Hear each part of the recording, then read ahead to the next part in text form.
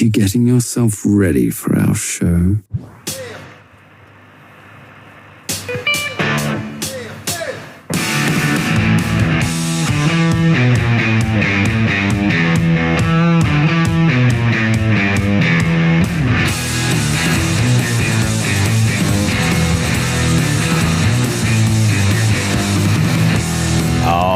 Everybody, Jigs and Bigs. It's another Tuesday. We got a great show lined up for you. I had an amazing week. I'm going to tell you about what happens when a tournament is going on, one of these scavenger hunt series, what happens to my fishing. But we're also going to talk about the Moosehead region in northern Maine. We had a great time up there. Delirious Angler and myself. I got all the details for you. It was a whole lot of fun. Really amazing. And I get it now. We'll go ahead. We'll talk about that. Shawn was out at the Finger Lakes doing a little competitive fishing of his own. Apparently, from what it sounds like, it was a multi-species marathon for a lot of folks there. We got information coming to you there. We got Who the Fuck is Joe Brown joining us, and a whole lot of good shit that we have to talk about together. I got some news that's going to frickin' blow some people's tops that we're going to tease. We're going to get into the full details later, but I got a little taste for you. And an FTG that it was probably the one negative at Moosehead that really kind of got me. But yeah, we left Maine with an FTG, believe it or not. And then in what do we got? Oh, Shawn's got in just the tip. He's going to blow some minds there as well. Get ready, guys. We got a great show lined up for you. You're not going to want to miss it. We got so much good stuff going for you. Go ahead, get yourself something tasty to enjoy. You're going to need it because this show is jam-packed with goodness. We got Delirious Angler in the beef seat as well. You don't want to miss it. We'll be back, guys, right after this.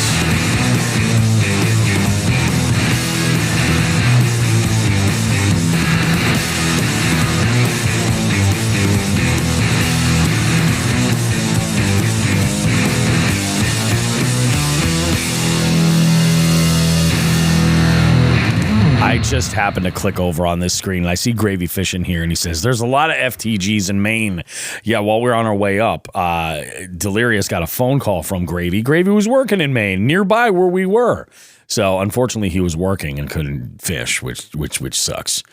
But it is what it is. Gentlemen, how are you today? I'm tired. Me too. Yeah.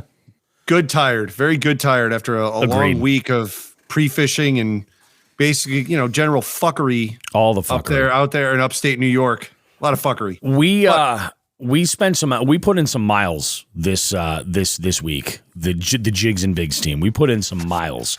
We're going to hear from Shawn and his whole week in review. But before we do, I want to just do a little bit of housekeeping, guys. I've noticed that our Spotify rating is still wonderful. And I would appreciate it. If you haven't rated us on Spotify, go ahead, give us a star rating. That is fantastic. Also, if you're a listener on the biggest podcast platform for this show, that's Apple Podcasts, do us a favor. Go ahead and leave us a little review, maybe a star rating there as well. That would be fantastic. We'd appreciate that. And as a quick reminder, we do have Jigs and Bigs merchandise available, jigsandbigs.com. Go ahead and visit if you need hats, you need hoodies, you need whatever, whether it's the Jigs and Bigs logo stuff or it's even the Bobby Roast Beef stuff, that's available there for you as well. Good shit all around. And the last thing you need to know is that you can become a jig head. Who are the jig heads? Well, the jig heads are our biggest supporters, the ones who subscribe over at our Patreon, which you can do at jigsandbigs.com. And for $5 a month, they get early access to the show. They're in here as a live stream so that they can engage and comment, and the comments are blowing up. Just to give some shout outs. We got Binya Outdoors with us. We got Abe Lure with us. We got Vidal with us. We got who else? We got Patrick Martin. Patrick also in the multi-species tournament, and Gravy Fishing. Gravy Fishing on location at Maine. I feel like Gravy, myself and Delirious and you were like passing ships in the night going back from Massachusetts to Maine, probably today, and it was sad for everybody because we wanted to stay there and you didn't want to go there. So I understand that. Why don't we dive into it, Shawn? You had a week. You had a crazy week. I basically lived through, because I couldn't go when we were in high school. I lived through Woodstock 94 by myself this week. That's really how this can go. I got out of my house. I dropped the kids off at school. Everything was packed. All I had to throw was a couple things in the bed of the truck. I had talked previously with a new MAKB Central member and first time EKF fisherman, Joe Horgos. Joe, absolute pleasure to spend the week with you. Great getting to know you. Well, I mean, we're going to be hanging out, for further EKF and MAKB events, but that was awesome. I had spoken with Joe previous. He said, man, are you going out there alone? I said, yep. I said, well, let's fucking convoy. So I met him, Bobby, at our favorite place. I met Joe at Swallow Hollow, right up on the pike. Love Blandford Rest Stop. Met up with Joe. We got on our horses. We got out of there. And Joe has a trailer, so I led, but I had to keep the speed down, which is smart. It took us 4.5 hours, I think, a couple of pee stops, a couple of drink stops, whatever. 4.5 hours to get out there to beautiful Lake Cayuga for the first EKF trail stop of 2023. Yep.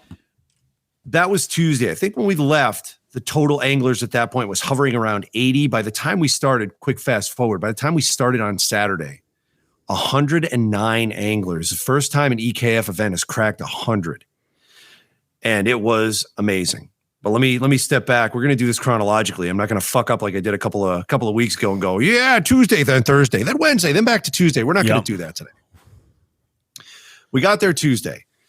I had to set up. I had a ton of stuff. I said, because I'm going to be there, Tuesday night, Wednesday night, Thursday night, Friday night, Saturday night. I came in guns blazing. I really packed a lot more stuff than I normally would for a 2-day camping trip or 2-night camping trip. Yeah. I brought my tent, obviously. I had to bring a tarp because it was raining. I brought my camp kitchen. That was kind of a special utility that I don't often bring out anymore, but a 5-day trip needed it. Yeah, for sure. I went out and bought a, what do you call them? One of those pop-up shade givers for people use for soccer games. Like an easy up tent. Yeah. Yeah. Well, whatever, like a little mini pop-up gazebo, whatever the hell you call it. Right? With the 4 legs and it's got the canopy over the top. Yeah. Yeah. An eeasy up. Those are great. They're awesome. Yeah. Bought that or brought that. Especially with the rain, Walmart. It's needed. Yes. Brought that, brought my grill. Mm-hmm. I was loaded for bear. And Tuesday I chilled out, got there, set up. I think Joe and I went to Walmart. I had to go to Walmart for something. Maybe I just went myself. Anyways, next day, wake up. I said, all right, I am going to get out and go to the nearest ramp and see what this lake looks like. At least I can get it was actually pretty close to a mid-lake spot. It was a public launch called Dean's Cove on the eastern shore. Okay. Western shore, right? Almost in the middle, almost centrally located. I get out there and the water temperatures are in the mid 40s. And I said, oh shit. Yep. I started fishing and who comes down to the ramp? Blaring thrash metal. I couldn't hear what it was. And I didn't ask him what it was. I probably should have, but Ken Wood and Bruce Levy. Nice. I'm like, fucking sweet. All right. I end up going north a little bit, trying to get a lay of the land. I get a perch turned in the Jigs and Bigs monthly scavenger hunt. Yep. It's there.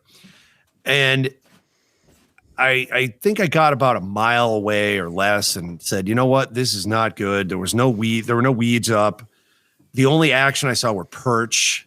I said, this is rough. Joe had shown up at that point too. Mm-hmm. I got a text from him and then Ken had caught up with me and we talked for a little bit and I ran into Bruce on the way back. As I left them, Ken at that point had caught a 9-pound lake trout. And I said, why didn't you keep it? I would have eaten it. He's like, you were gone. I'm like, yeah, but you could have just killed it. I would have eaten it. Yeah. And Joe stayed out there a while longer. I told him I was going to get back to the campground. At this point, I'm already like half soaked. It was raining all day Wednesday. I got back to the campground, grabbed lunch. I think I had to use the facilities, did what I needed to do, and said, I'm going to try a little later this afternoon where I thought I was going to end up fishing and did eventually end up fishing for the tournament, which was a northern ramp. Mm-hmm. There were 1, 2, 3, basically 4 northern ramps on Cayuga. And I got to the one that I thought was kind of a little more hidden. And as soon as I got there, Gerard Elias pulled up and we had a conversation. I ended up getting out there and fishing till almost dusk. And oh, wow. Okay. it wasn't a ramp as much as it was like a kayak load-in spot. Yep. And it was a yard with a small swamp from drainage in the middle of it. So if you wanted to get your kayak across this, you were now taking it through mud, which I must say, I did get the Boondocks wheels installed. They've been phenomenal since. I have not loaded up my kayak and dragged it with the extra weight. Yeah. But the job that I did on yours was the template for what I did to mine, and it's working out really working well. good. That's awesome. That's huge. Yep. That's huge. Really Even big. in the mud, how did it handle in the mud? Perfect. Yeah? Yeah, it was right nice. through. Yep. Very nice. I got out. I had some mud issues. Yeah. We'll hear about that. Oh, yeah. I got out, and there was, like, when you look at the maps right now, it's very nice that Garmin has labeled everything submerged weed bed, emergent weeds. That's great. Oh, yeah. But none of that was there, or very little of it. Yeah. And you really had to go searching for weeds. I kind of had a game. It was plan. like in the 90s in high school. We just weren't searching, in a bad neighborhood in Holyoke. Exactly. Risking our lives. But I got out there, and I had a game plan with the wind and with the rain and knowing what some of the bait fish species were. Yep. And I started running some lipless crankbaits. And I think within maybe an hour of being there, I took one pass along a small weed bed and then went to an area that gets a lot of attention on YouTube for turning up a lot of giants. A lot of guys make video. Side discussion here. I know everything's content, and I know that everyone's proud of learning something with fishing and wants to share it with others. But when you have a tournament lake, how wise is it to take pictures or video of yourself catching fish there, whether it's a tournament or not? It's blowing up your own spot, because then somebody could be there during tournament day. Yeah. Like, I don't know how many times I heard the words magic dock. Bobby, are you aware of the magic dock? Magic dock? No, I've heard of the dildo dock. Well, that's not it. That's apparently in Tennessee, though. So maybe go on YouTube and look up the Cayuga magic dock tonight, because there's, I guess, numerous videos, because one YouTuber went produces, there. Yeah. Filmed a series or one video. I have not watched it. Filmed a series of videos there of him catching huge fish, and the place was mobbed. So I don't know what the point of that was, other than content and getting a few clicks and people doing research. I mean, I guess that's it. You're always going to get evergreen clicks from people doing research on the lake, but not magic sock, magic dock. I don't want to know what a magic sock is.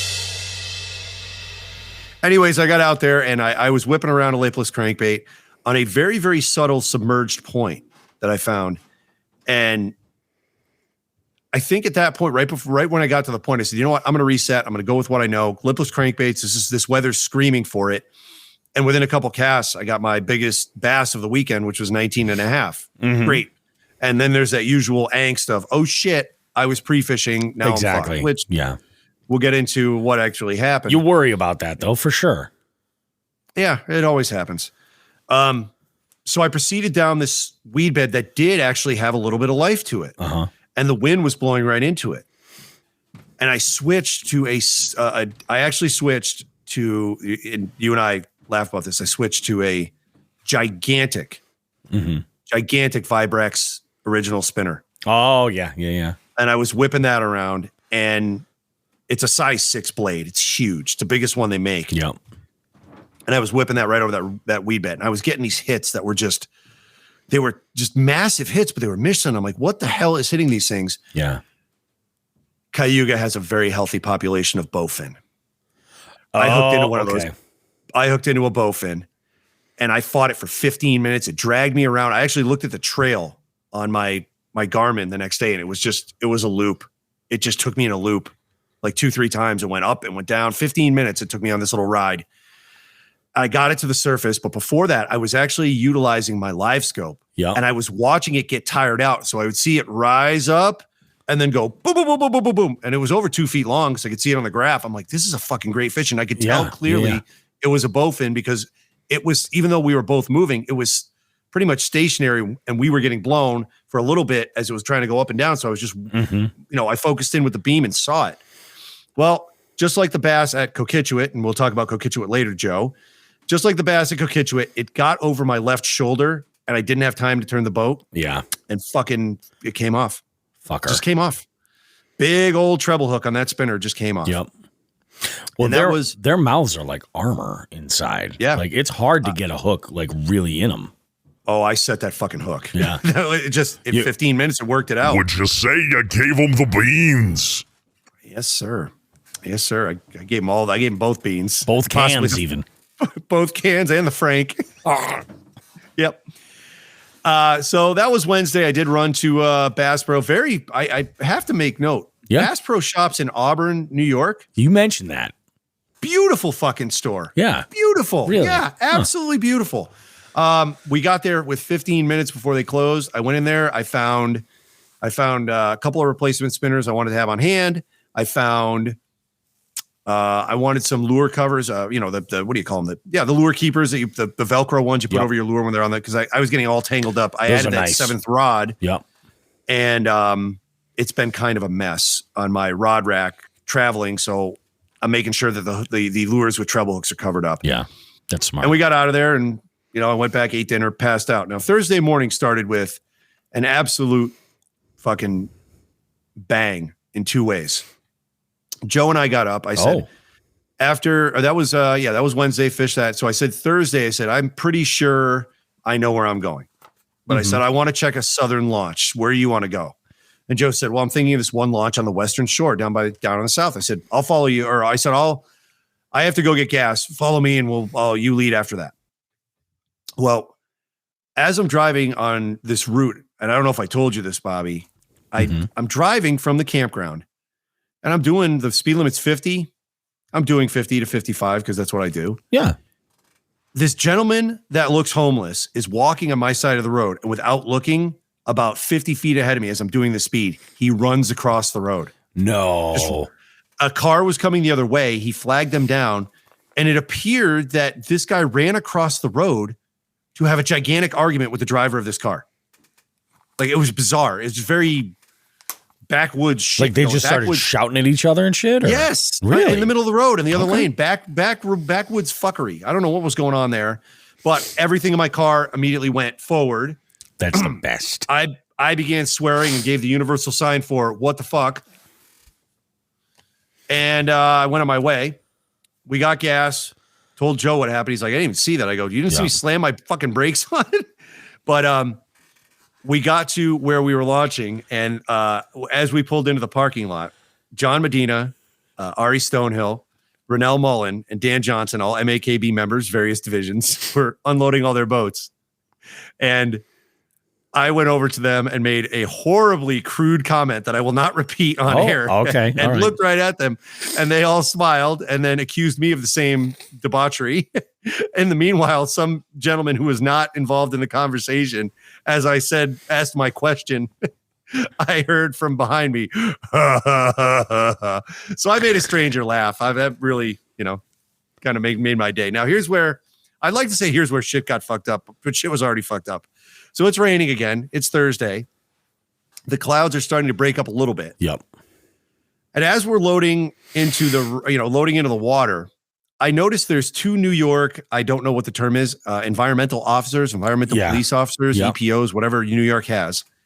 They are loading up two of their boats with a lot of shotguns and a lot of ammo. And I'm just kind of going, what the fuck is going on here? These guys just walk around armed like this constantly. I mean, they don't have I don't know what the protocol is. I didn't think anything of it. I launched, started doing a little fishing around this one point. There was an island right there, right straight off the launch, big island that I noticed was covered in cormorant nests, covered, like hundreds, plural, of cormorants nesting on this island. Yeah.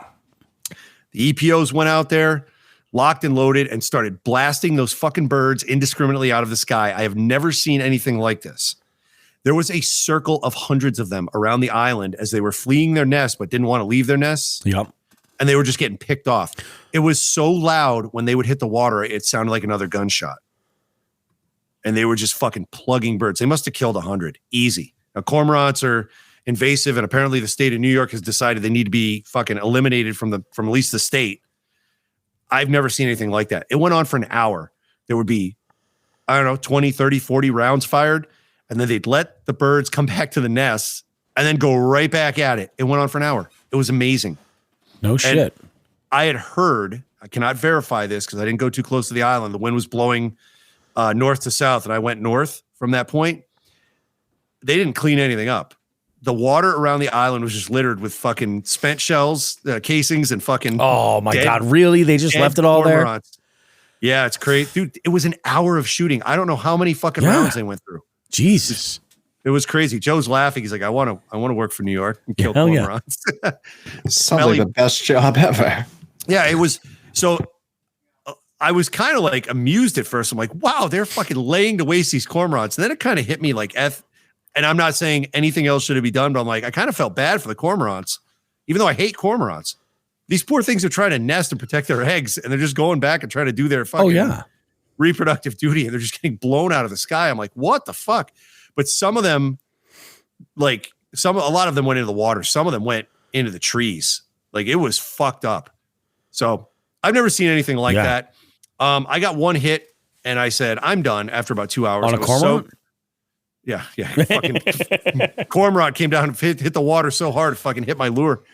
I went back. Now, here's where fucked up thing. Thursday was just a day of fucked up days. I back into my spot. Now, it's early afternoon. It's 2:00. Yep.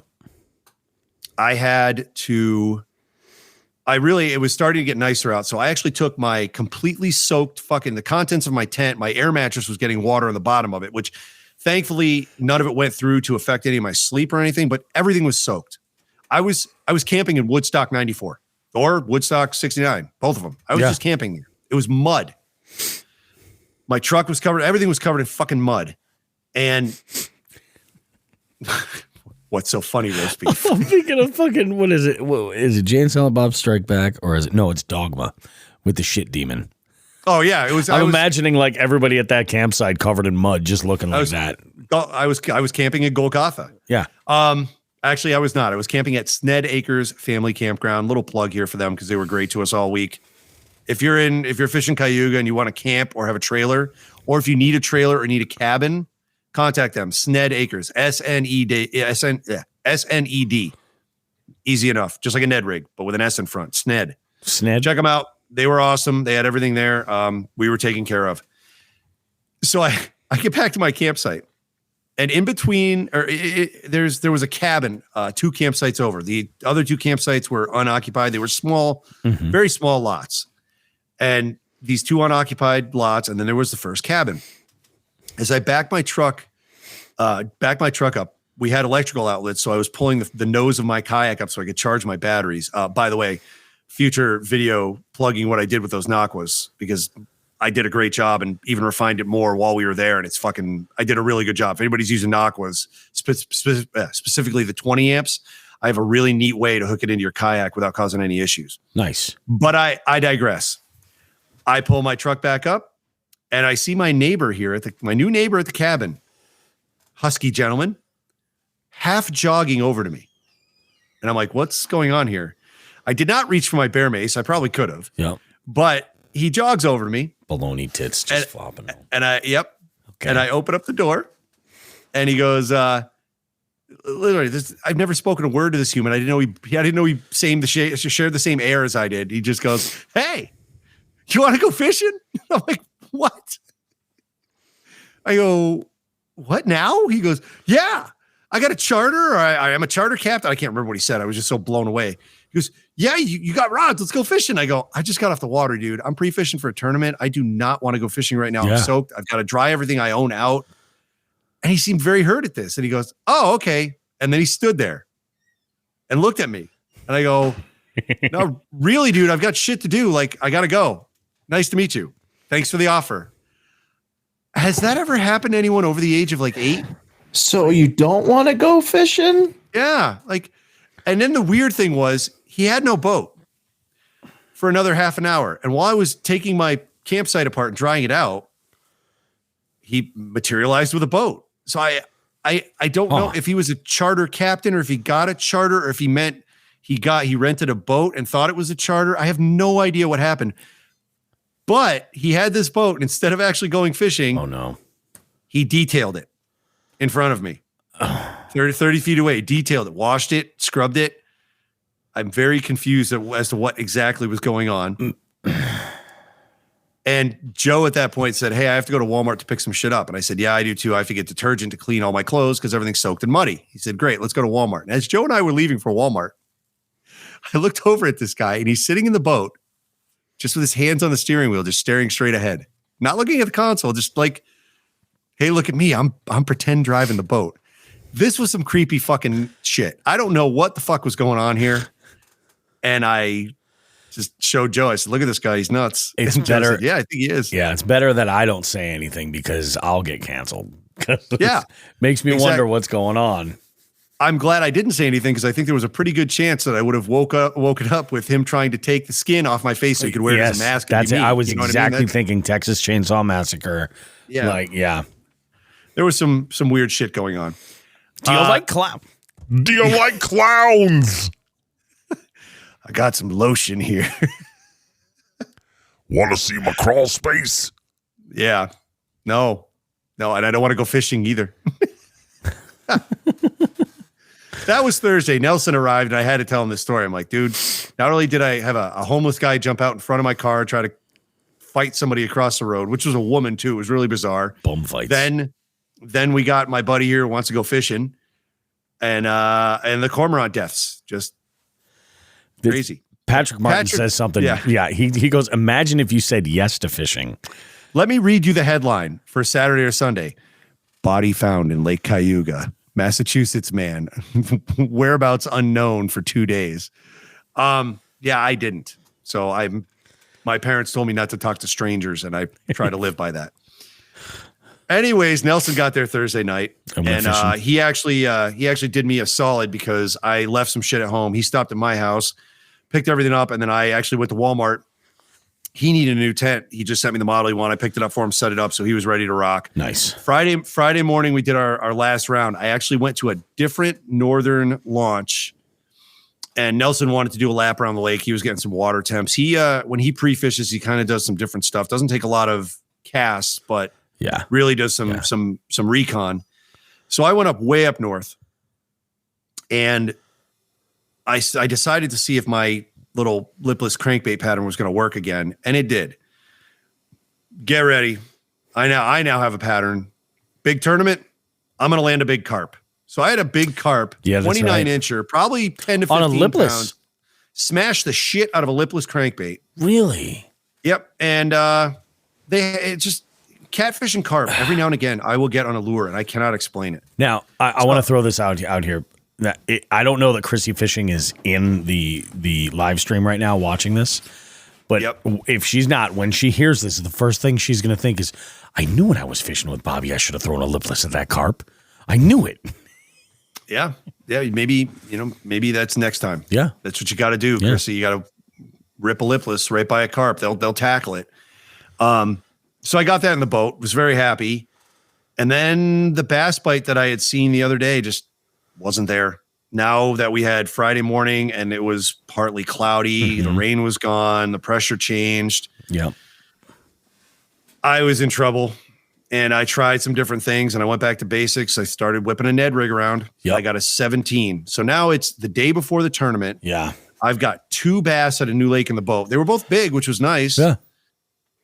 And a carp and a perch. I'm sorry. I did catch a perch on day one when I was around Ken and Bruce, but I was not feeling very good about this. However, I put all those fish into the Jigs and Bigs tournament, and that's where I felt good. And this is where I can grab a little satisfaction with tournaments like these. I know that on a good day, I got a swinging chance, and I did not feel I had a swinging chance at this one. And I just said to Nelson, I said, look, I'm coming here in the morning.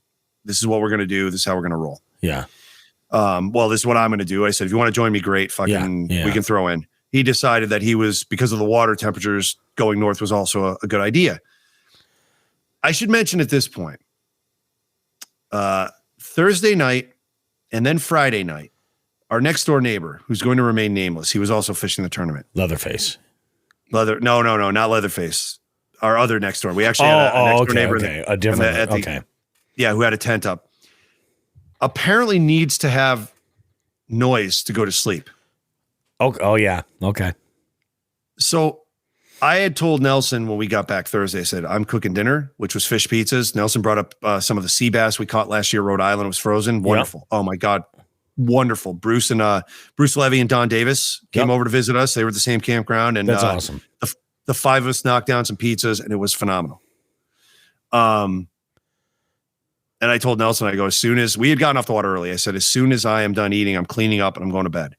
I was in bed at 6:30 p.m. On Friday night because the plan was with the limited parking at this spot. And this is what you have to do for tournaments, kayak tournaments. We set our alarms for 1:00 a.m. Saturday morning. We actually got up at 12:30 a.m. Yeah. Because our next door neighbor was awesome. Had YouTube rolling through and I got to listen to an elk hunt in Montana, which sounded similar to this. We got them lined up in the sights. Go ahead, get ready to pull the trigger. Bang! Thud. That's what I woke up to on Saturday morning at 12:30, a half hour before I wanted to get up. And I was fucking shocked. I'm like, this is 2 nights in a row. I mean, Thursday night, it's a mistake. I left my phone on. Now you're being a prick. I was 20 feet away from the guy and there's no soundproofing tents. Yeah. No. We weren't too happy. But we got up 1:00. We were off the campground. Stopped at the old Circle K so Nelson could pour our coffee down his gullet. He did not go to bed early. He went to bed at like 10, I think. He got like 3 hours of sleep. Oh, Jesus. Yeah. It makes for a long day in the kayak. Yeah. He was not ready to sleep and he just stayed up I may be off on the time. Nelson, if I am, I apologize. I thought it was 10. And we stopped Circle K. We got to the launch. Luckily enough, the launch actually had a series of like almost like boardwalk that had cleats on it. So our plan was get there. And as soon as other people started coming and God, Jesus, what am I saying? As soon as other people started arriving, we brought the boats down and put them in the water and just went back to sleep. That was, I think it was 2:30. We loaded the boats down at 2:00. We had gotten there 2:30. Kevin Amaral, junior and senior, arrived. The MAKB guys, great to see them. And as soon as the fifth person got there, we loaded in and we were ready to go and went back and slept.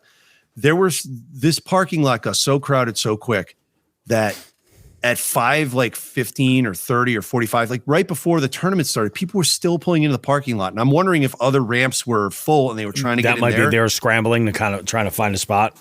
But there was no parking. Yeah. Even if you dropped your boat, there was no parking. And 6:00 was early launch. 6:30 was lines in. We got out there. I'll talk about my tournament experience, and then we'll hear a lot more about what I did. But there was 109 people. Yeah, I think there were 17 skunks, and only half the field, myself included, fielded a full bag of 5 fish. It was Jesus. It sounds bad, but with the weather shifting, it looked I agree, man. Some of the folks that were on top had it going. I mean, some of the bags that won this thing were amazing, and then it just there was just a sharp drop off, and we all did what we could. I mean, even the people that had 1 or 2 fish, they were like 17, 18, 19 inchers. I don't know how many 19 inchers got caught, but there was tons. Yeah. I ended up, I'm going to talk a little bit. I'm not going to say exactly what I was doing, but because that's going to be going towards bait of the week. Yeah. With the technique I was using, I felt I had to resort to, hint, hint, ominous foreshadowing. Yes. I really measured the conditions and I said, I've got to do this now. And I went over my weed bed where I caught my 17 incher, followed it all the way to the end. I got nothing. And then there was just random open water with nothing there. Nothing. And I pulled a 17.5 inch smallmouth. Which is fine. Yeah. But the fish at this lake are built different. You're not the only person who said that. My God. It looked like this fish, his body just grew and his head stopped. Like I couldn't put 2 thumbs in his mouth, but this 17.5 incher almost went 4 pounds. That's crazy. That just doesn't happen. So these fish were just bloated fat and good fat. They were eating really well because they got gobies, they got alewives, perch. Everything's in there to eat. And I got that and I felt good. I'm like, okay, that's a good one. And then I got, I just continued doing what I was doing over and over and over again. I worked one area to death. I got a bag. I got a 17, two 14s, 13, or maybe two 13s and change. Yeah. I did what I had to do. I mean, I got a bag. I got a big bluegill, which jumped me up in jigs and bigs, which is nice. There you go. It was fucking awful. I did not have a good tournament. That I look at that weather change and I did not react to it properly. And I have a lot to learn with both my electronics and some of my techniques. No shit. And I will be reapplying myself. So that was the tournament. I finished 49th out of 109. I will get into the results and some of the bags later because they're fucking phenomenal in tourney time. After that, guess what Nelson brought? Beaver. Nice. We had beaver burgers. We invited Chris and Christina from A Bay Lures. They were a couple hours away, so they stopped in. They were hanging for the award ceremony, and then they came back to the campsite and we ate a bunch of food. And they drove home that night. It was awesome. And I actually my neighbor heard me, I think, bitching about it after I had a little sleepy time medicine. And there was no YouTube on his phone last night. I got a solid 7.5 on a tent. Oh, it was wonderful. Nelson and I cleaned up camp. We took off and I got home and spent the entire afternoon. Beautiful 80-degree day, cleaning all the mud off everything I fucking own. Oh, yeah. Everything was covered. I bought that new tarp. I said, well, it's a $10 tarp, but it's brand new. I hung it on my fence and hit it with just the hose. Garden hose, for You got 20 minutes. And then I had to take a brush to it because the mud was caked in. Oh, wow. That bad, huh? It was bad. Yeah, it was horrible. It was like that shit in Crumpton. That was some mud. This was, you know what it was? It was a mud clay mix. Yeah. It was horrible. So that was my Cayuga adventure. I went out and fished a tournament against some fucking, that was the biggest tournament I've ever been involved in. It's a big tournament. Yeah, it was a lot of people. We talked about the money involved too for the winner. I mean, there's a lot of anglers. Like, this is for a regional trail, this is huge. Yep. And as the bigger kayak trails really don't focus on this region as much anymore, they might do one event. Yeah. EKF is becoming the go-to. It's like the premier. If you're in the Northeast, this is the trail. Here's your measuring stick. Yep. For the region, for the bigger trails. And I got a stick you can measure. Ken and John and Torrance and Adam, great job, great tournament. It did run hand in hand with New York KBF. Yep. Which they ran their end, and I'll get a little bit more into that later with some. We'll talk about that in tourney time, but I don't know. I love this. I'm really thankful for my wife. I got to say that she was really awesome about, all right, this year, please go pre-fish for a few days and check shit out and have a good time. My only regret is not landing that fucking bowfin. That was it. Yeah. That's really my only regret. I love catching those things, and it drives me nuts that it was that close and I couldn't get it. Yeah. So thankfully I have Champlain coming up. I believe there's bowfin in there. What else? Connecticut River has them. Lots of them. Yeah. Yeah. We got a lot of bowfin laden water. So I'm very excited, and we'll see where this goes, but that was my adventure. Cayuga Lake, EKF 2023. Great time. We ate great. We ate like kings. Yeah. I slept in mud. I got to see Metallica at midnight. Limp Bizkit burned the place down. It was fucking great. Check that off the list for 2023. Cayuga. Check. Done. I love it, man. That sounds awesome. It sounds, there are some elements that sound exactly like what I experienced, and we'll get to that in a little bit. Yep. Because we got to hear about Joe's week. And Joe, what have you been up to this week? Well, my week is definitely not as exciting as either one of you guys, but I did get some fishing in. Yep. Like I told you guys before, I have that Wednesday night league that I do. We had Webster Lake this week. Someone that you guys know is my partner for those, Ryan Anderson. Yep. So we went out there. It was like perfect conditions. A little bit overcast. I mean, they were just chewing. I was throwing the new Golden Shiner painted Vision 110 blank that Chris had sent me. Oh, that thing is phenomenal. Nice. Phenomenal. He God, he kills it with that stuff. So yeah, he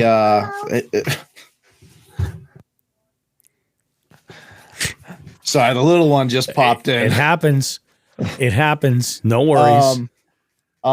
Yeah, so I was throwing that thing around.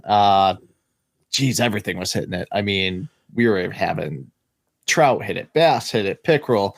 I did get a nice sized pickerel that I put in the scavenger hunt. Nice 22 incher. Nice. And if you guys see the picture, he actually still has one of the jerk baits in his mouth because, you know, we're in a tournament. So I'm like, I just wanted to kind of be like, oh, let me just hurry up and get a picture of this thing, and we'll worry about, because he, I mean, swallowed it. I mean, right down. He took it on the paws.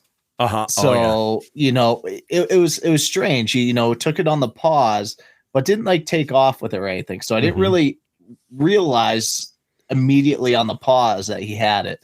So by the time I, you know, go to twitch it again and set the hook, he'd had it for a minute and he just inhaled it. So took a minute to get that one out. But got on the board. I think it was 22 inches. It was 22 inches. So that, I mean, I was in first place for about an hour. Someone beat me out. I think someone has 23 inches now, but we'll go over that later. Yep. But yeah, we were catching smallies, the largemouth. He really did choke that. Oh yeah. You see, Holy shit. We had to cut the line. And I was like, dude, just let's get the picture in, and we'll worry about the bait later. Yeah. Yeah, he's like, he didn't realize that it was he's like, oh, what do you got the board for? I was like, dude, it's the Jigs and Bigs turn. He's like, oh shit. I was like, we gotta take a picture of this thing real quick. And so yeah, we got that in. Ryan did real well that day. I mean, he was throwing a jerk bait around. Trout. I mean, he got the nice smallie that we ended up having in our bag for the tourney. And he actually got the biggest fish of the day. I think it came in at 2.9. Was it 2.9, 2.13? Hit on a drop shot. Actually, we were fishing flats, like 6 foot flats. That's what we were running those jerk baits in those like 6 to 7 foot flats and just crushing them. And that's where we were kind of, you know, and Webster has a lot of rock bottom in it, and we were finding that most of them were sitting on the rock bottom. And we moved spots after fishing, after nailing a few, putting a few in the live well. Nice. He got a huge, I wish I got a picture, but it was a huge rainbow on a jerk bait. I mean, huge. It was probably, God, I think it had to be 2.5 pounds. I mean, wow, okay, yeah. You know, pretty nice stocked rainbow, you know. Yeah, good size rainbow. And yeah, so we did that. We moved spots to another flat I know that has a little bit of grass in it. We end up, you know, we're using that forward facing, and we're noticing we were marking some fish that weren't cooperating with the jerk baits like they were in that other flat. So he's like, all right, let me try something. So he's like, I look back at the boat. I was like, what are you doing? He's like, oh, I'm tying up a drop shot real quick. I was like, dude, go in the locker, grab my grab my rod. I was like, you know, throw that there. It's already tied up. And he throws it, and it was crazy. He must have dropped the thing on its fucking head. Yeah. He literally, before he could even do anything, he was already on it. And that was the bigger one there. So we ended up doing pretty well. We got third place that one. You know, that's not like a big money tour. It's basically a bunch of local guys that just kind of get together. Like, you know, it's not real. It's a league, but not like a series or anything like that. We just go and have a good time. So we did that, got the third place. That one's every week too. So it's like, nice. You know, I try to make all of them, but you know, you miss a few. Sure. So today I went Kakitcha shit. Oh, Kitchuit. Yeah. Go. So it was funny. Last week's show, I was like, "Oh, I don't really have much for tournaments, you know, for a couple weeks." Shit. I think after we recorded, it might have been Tuesday. I think Dan Griffin texts me. He's like, "Dude," he's like, "the Kikitchewitz this weekend." I'm like, "Fuck," you know. So obviously, I'd never fished there before. I had no chance to pre-fish it. I reached out to a couple of people I knew who had fished it. Nate Shagden being one of them. Yeah. He's like, yeah. He's like, just go to the South Basin. Just go to the South Basin. I'm like, throw up Papa, dude. Yeah, dude. He's like, fucking drop shot guy. He's like, go to the South Basin. He's like, that's where they're all going to be setting up to spawn. He's like, you'll be fine. I'm like, fucking perfect. Yeah. I got I draw fifth. There's 25 boats. Mm-hmm. I drew number 5. Okay. So that's a great. That's a fucking, I think I was 24 last tournament. So, so hammer down the South Basin. Like, let's do this. I fucking get down there, and there's a tunnel that goes under. That one's not the Mass Pike. Whatever. It doesn't matter, but it's one of those main roads out of like Natick, Framingham. Might be 30 or 31 or something. Okay. So I fucking get around to the cove, and this tunnel it's the shape of, they were calling it like, yeah, just go down the keyhole. I was like, oh, the keyhole. I'm like, okay. Like, I didn't know what they're talking about. And then when you see it, you know. This fucking tunnel is shaped like a keyhole with like limestone that looks like fucking Paul Revere himself built this thing back in 1774. And it's about, literally, if I was gonna, I put my knees on my deck. I'm like, you know what? I was like, I might give this a try. So I put my knees on my deck, and I'm running my trolling motor with my hand. So with one hand, and I'm like, all right, I'm just going to kind of coast forward and let the momentum hit me. And then I'm like, I get in probably 3 feet of it. And I have my both hands on each one of these walls. I'm going to like swim myself on the wall in there. I get like another foot in, and I start to look at like how much room I actually have on the sides. I'm like, no fucking way am I playing Plinko with my boat on these walls. I don't even think I would have fit, even if I like you know, my everybody says that. Yeah, you know, it's yeah. No, so only about 5 boats ended up making it in there. It was mostly like small, like I think there was like a couple trackers and like just guys who don't give a fuck about their either the ones that are just beat to shit or just tiny. Yep. So I'd say about 5 of the 25 got into that Southern Basin, and those were the top 5 bags. Oh, no shit. Yep. I mean, they were just slaying them, and we were, that center basin, that middle basin, that north basin, we were fucking struggling. Scrambling, it's not like this time of year, like a big thing. I was talking about Webster. I love the fish flats. I like to see where they're staging. You know, those females tend to kind of sit a little deeper, waiting to come up, and those males are kind of, you know, shallow, tend to be more shallow. Yeah. And so I like to fish that shallow to that, like, you know, the first drop off or the first ledge, you know, typically, you know, 8 to 10 feet in typical lakes around here. Mm-hmm. But that place drops fast. Yeah. I mean, Shawn, you fish, it's like what, 60, 65 feet in some places. I really didn't go south. I only went north. Oh yeah. I did hook up in the north. I lost one on, actually, after I talked to you, I lost one on a Ned rig, shook it on me.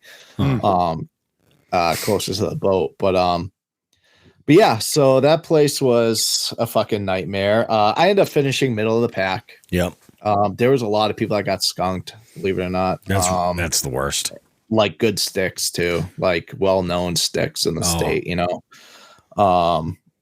But they also couldn't get into that South Basin, so it was just. I think we were all trying to fish for the same 5 fish in the fucking other basins. But you know, we were also fighting that wreck boats and kayakers and crew fucking rowing. And Yep. it was just kind of a pain in the ass, but I was out there. I had fun. I didn't get skunked.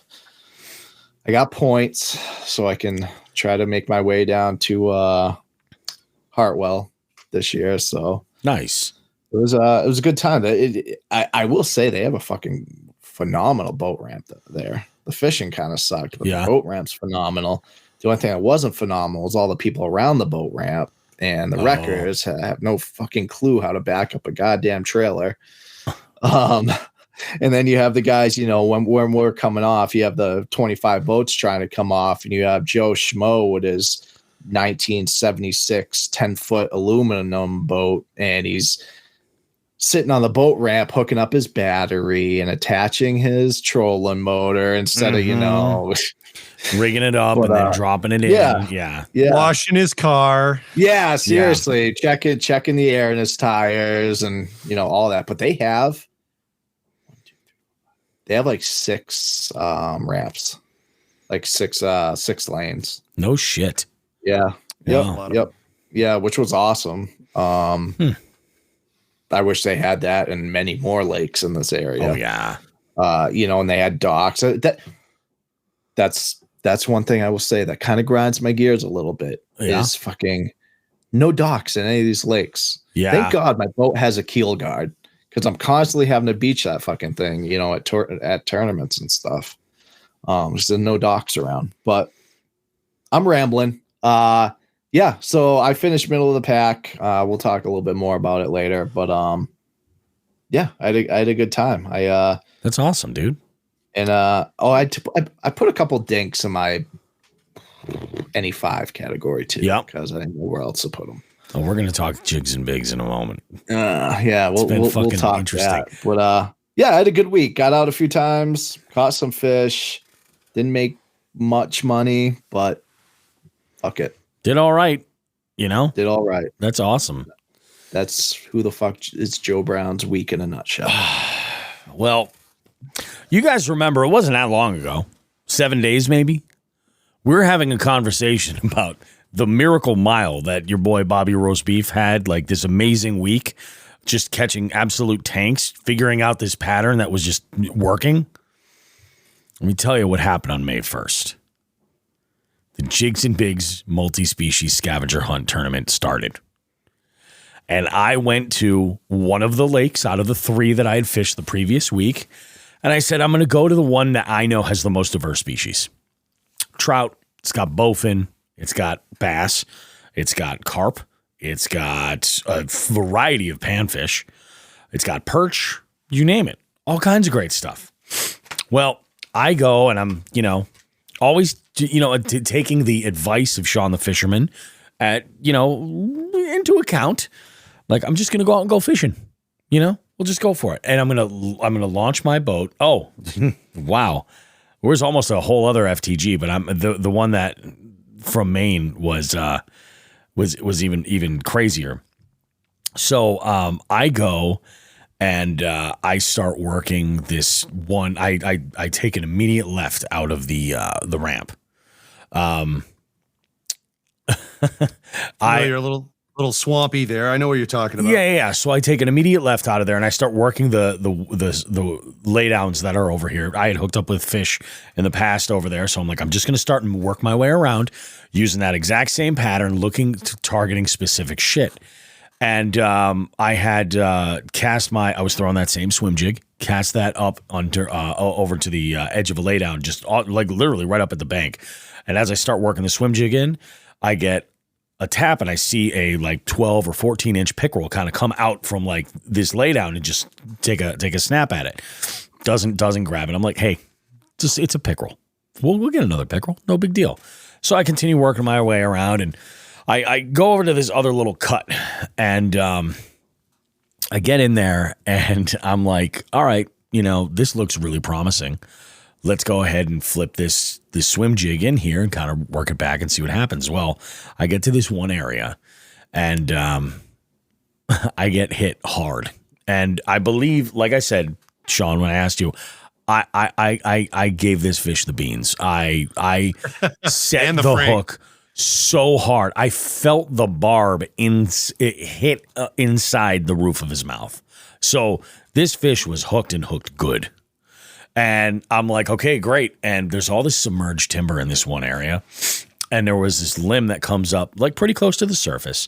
But this fish had gotten wrapped around said limb with that line.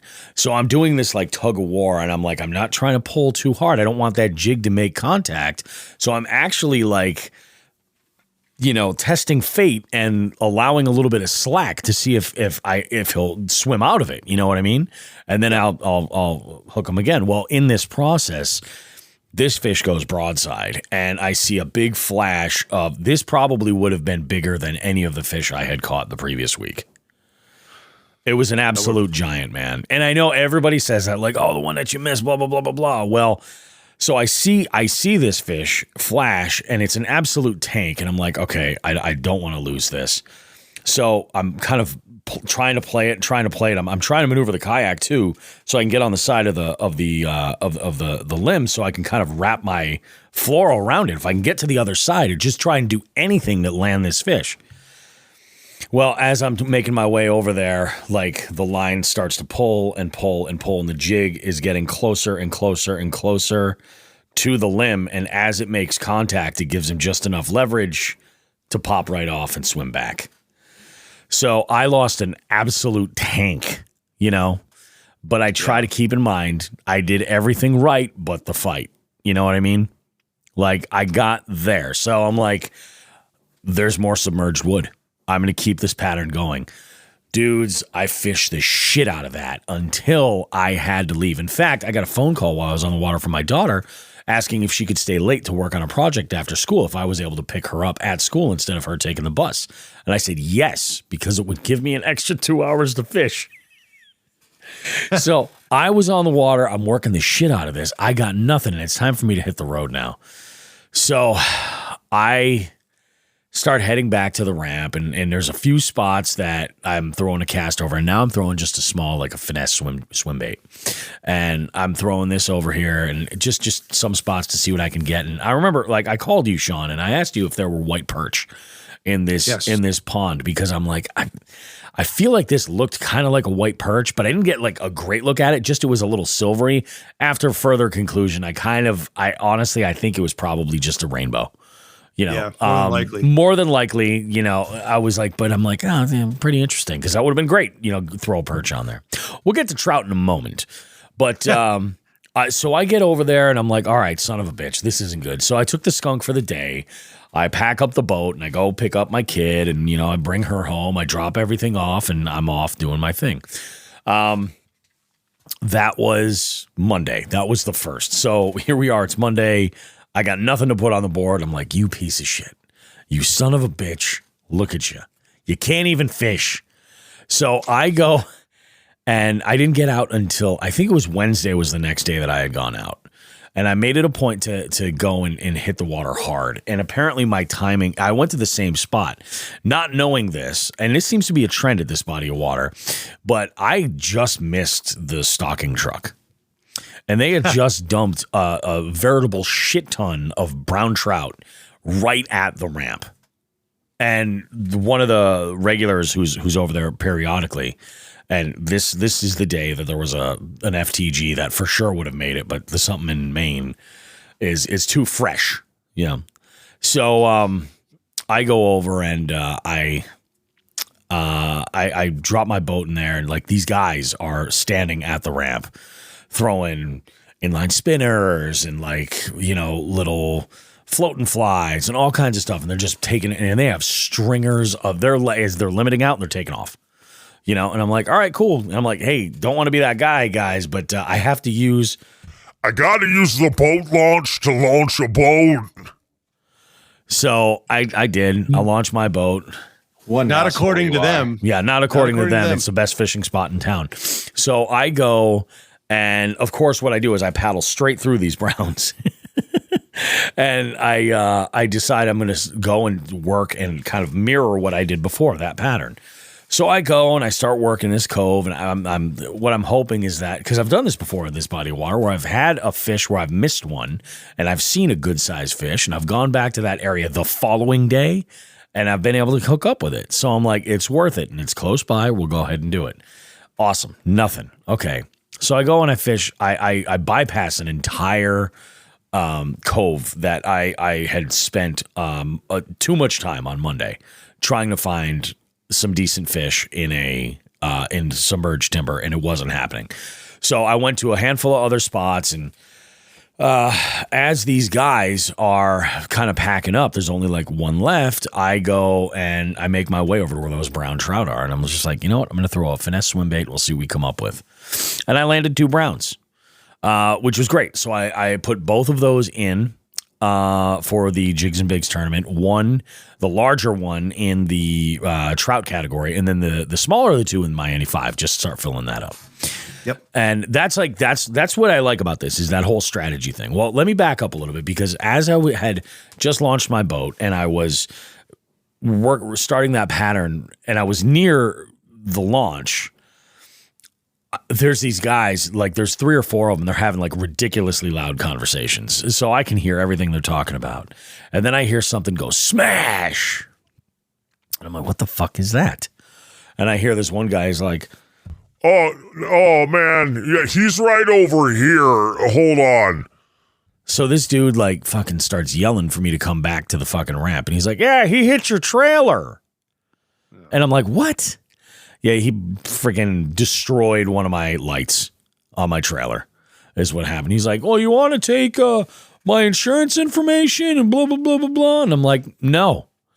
I told him, I'm like, I'm not going to pay. He didn't know this, but those lights don't fucking work. They don't fucking work. Like I have destroyed them like already. A couple of ramps where I've actually had to back down pretty far to get the boat back on, like specifically like a Red Bridge, where it's a challenge to put my boat on that specific trailer with no winch. So those lights have seen some water and they don't work. So it's fine. I'm not worried about it. It's like a fucking $30 set of lights. I'm not paying a $500 deductible for a fucking, you know what I mean? So I was like, no, I'm not worried about the insurance. Just fucking do me a favor and don't park in the goddamn trailer spots, because if you were parked in a regular parking space with other cars next to you without trailers, that wouldn't be an issue. Yeah. You know? So he fucking was like, I appreciate it, man. I'm like, if I take your insurance information, all I'm doing is being a dick so that you get some points. That's it. Because ultimately, like, I'm going to pay out of pocket for this anyway. You know, It's crazy. So I finished out that day. I got a couple of browns, feeling pretty good about that. Decided, when my time had kind of wrapped up and I had to go and run my errands, got off the water and I came back out. Now, I knew I wasn't getting back out until Saturday, but so this is the trip that happened on Saturday. We were on this entire weekend. So Delirious Angler and I were meeting on Friday, Cinco de Mayo. And we met up in Maine at a Cabela's, and I got us something, guys. I got us a set of 3 walkie-talkies, like some pretty good range. I figured, it was kind of a good idea. I was like, I could buy the ones with the 2, and that would do the job for the trip. But I was like, but this one's got 3. They're rechargeable, they're pretty solid, and they're light. Very nice. Nice. So it'll be kind of cool. Like when we do some, trips and it's the 3 of us and we're, want to keep in contact, or, cell signal is kind of shitty. We got them. But for Shawn and I, we get to double down. We get to pretend like we're back at Bernie's in the 90s with the fucking walkie-talkies. I was going to say, you're talking all this travel and all this fun stuff. When we're sitting around a campfire at one of our houses, and we have 3 walkie-talkies with 5 feet from each other. We're going, hey, Bobby, come in. Yes, Shawn. Bobby, you suck dicks. Over. Pretty much. It is awesome. So they came in really handy, because I was like, here's the thing, guys. This trip to Moosehead had me nervous for one specific thing and had Delirious nervous for another specific thing. With me, it was the temperature, because this is the coldest water I've ever put my kayak in. And the temps were significantly higher than they were a week prior when I was getting some readings from a Facebook group up there where the water temps were like still in like the low 30s. Like there were 33, 34 degrees at the surface. When we launched on Saturday up there, they were 46 at Moosehead. And I mean, even wearing my waders, when they're insulated, but man, you can still feel how cold that is. That's really cold. Yep. So we made it up to camp. We had an awesome time. I'm going to just talk about the fishing right here. Just talk about the fishing because Delirious and I in this interview kind of recount a lot of the details, and I'm going to pick things up with like the trip home because that we didn't talk about. So obviously because we had recorded Saturday night. So we had, first off, I got to say this camp spot that we were looking at was something that I had spotted doing a little bit of research for, great places to camp in New England in the Northeast. With like amazing views and like, public land. That's what I was looking for. And in this part of the country, that's not easy to find. No. It takes some doing. So I found and I forget what the YouTube channel is, but I did find a video on YouTube where there was a couple that had gone and, visited a handful of different spots in the Moosehead region. And this was a place where what's funny is that in this video, they say they're like, oh, there's one spot that is just breathtaking. You're right up on the water. And that was the spot we ended up getting. Because like it's too small and too uneven for a camper. Like you've got to set it up creatively and stuff. It's right out on this point. Like it is amazing. I've got pictures and videos and stuff that I'm going to be posting and then throughout the weeks and on Instagram and on Facebook and on TikTok. So you guys will see kind of what we were dealing with, but it was pretty crazy. So I'll just, we'll talk about the fishing. Now, Delirious did not have a great day. And on Moosehead, neither one of us had a great day. We launched at I think when I look at the first videos that I clipped when we were launching, it was like 7:45, 7:50-ish is when we took off. Now, there were other folks that were camping there. One of the dudes had been there for 2 weeks, just camping. Holy shit. Off-grid in his camper, doing the whole thing. And he apparently, after talking with him, he maintains a lot of the trails there as far as like cutting back trees and stuff. So you can get trailers in there. And so he does all this stuff and he's out there. He's like, fishing is great. He's like, it's going to be fantastic. But again, D and I have no idea what we're going to do. And we had spoken with some folks that were at a local tackle shop and we said, hey, this is what I said to him. I said, we're looking to target big smallmouth. That's ultimately what we're looking for. And they're like, oh yeah, where are you going? And I told them the area of the lake and they said, if you're going to catch smallies, it's going to be there. Like they're going to be there. I said, that's good to know. Perfect. And what was interesting about this spot was that there was a river that came in on one side. Then there was a stream that connected to another pond quite a ways away. I did not realize how large this bay was that we were in. And there was a lot of distance there. And so we get out there and the water was slick calm. There was no wind. It was crazy, which that had me concerned. I was like, I thought we were going to have some wind today. I thought like this would be, I'm like, so we'll see what happens. Well, I think it was like about 9:30, like the wind did kick up, but it was a bitch because this bay is enormous and it's wide open and you got nowhere to hide from it. You know what I mean? Like there really is nowhere that you can go where you're just out of the way. So the wind is blowing and it's crazy. And this is what had Delirious concerned. He's like, dude, this is a little crazy. Like, what do you think? And I was like, I think we should go and head over to this island and maybe try over there. And maybe we can use that to kind of block some of the wind or whatever, because where we were camping, it was like just a giant flat. Like it was probably went to like maybe 8 feet deep at the deepest point. And then like once you got past the first point, there was a drop to like 22 feet. But so much for rocks, just huge boulders, rock piles all over the place, just logs laid down on the bottom everywhere. I had started, what did I start throwing? I think I started throwing a lipless.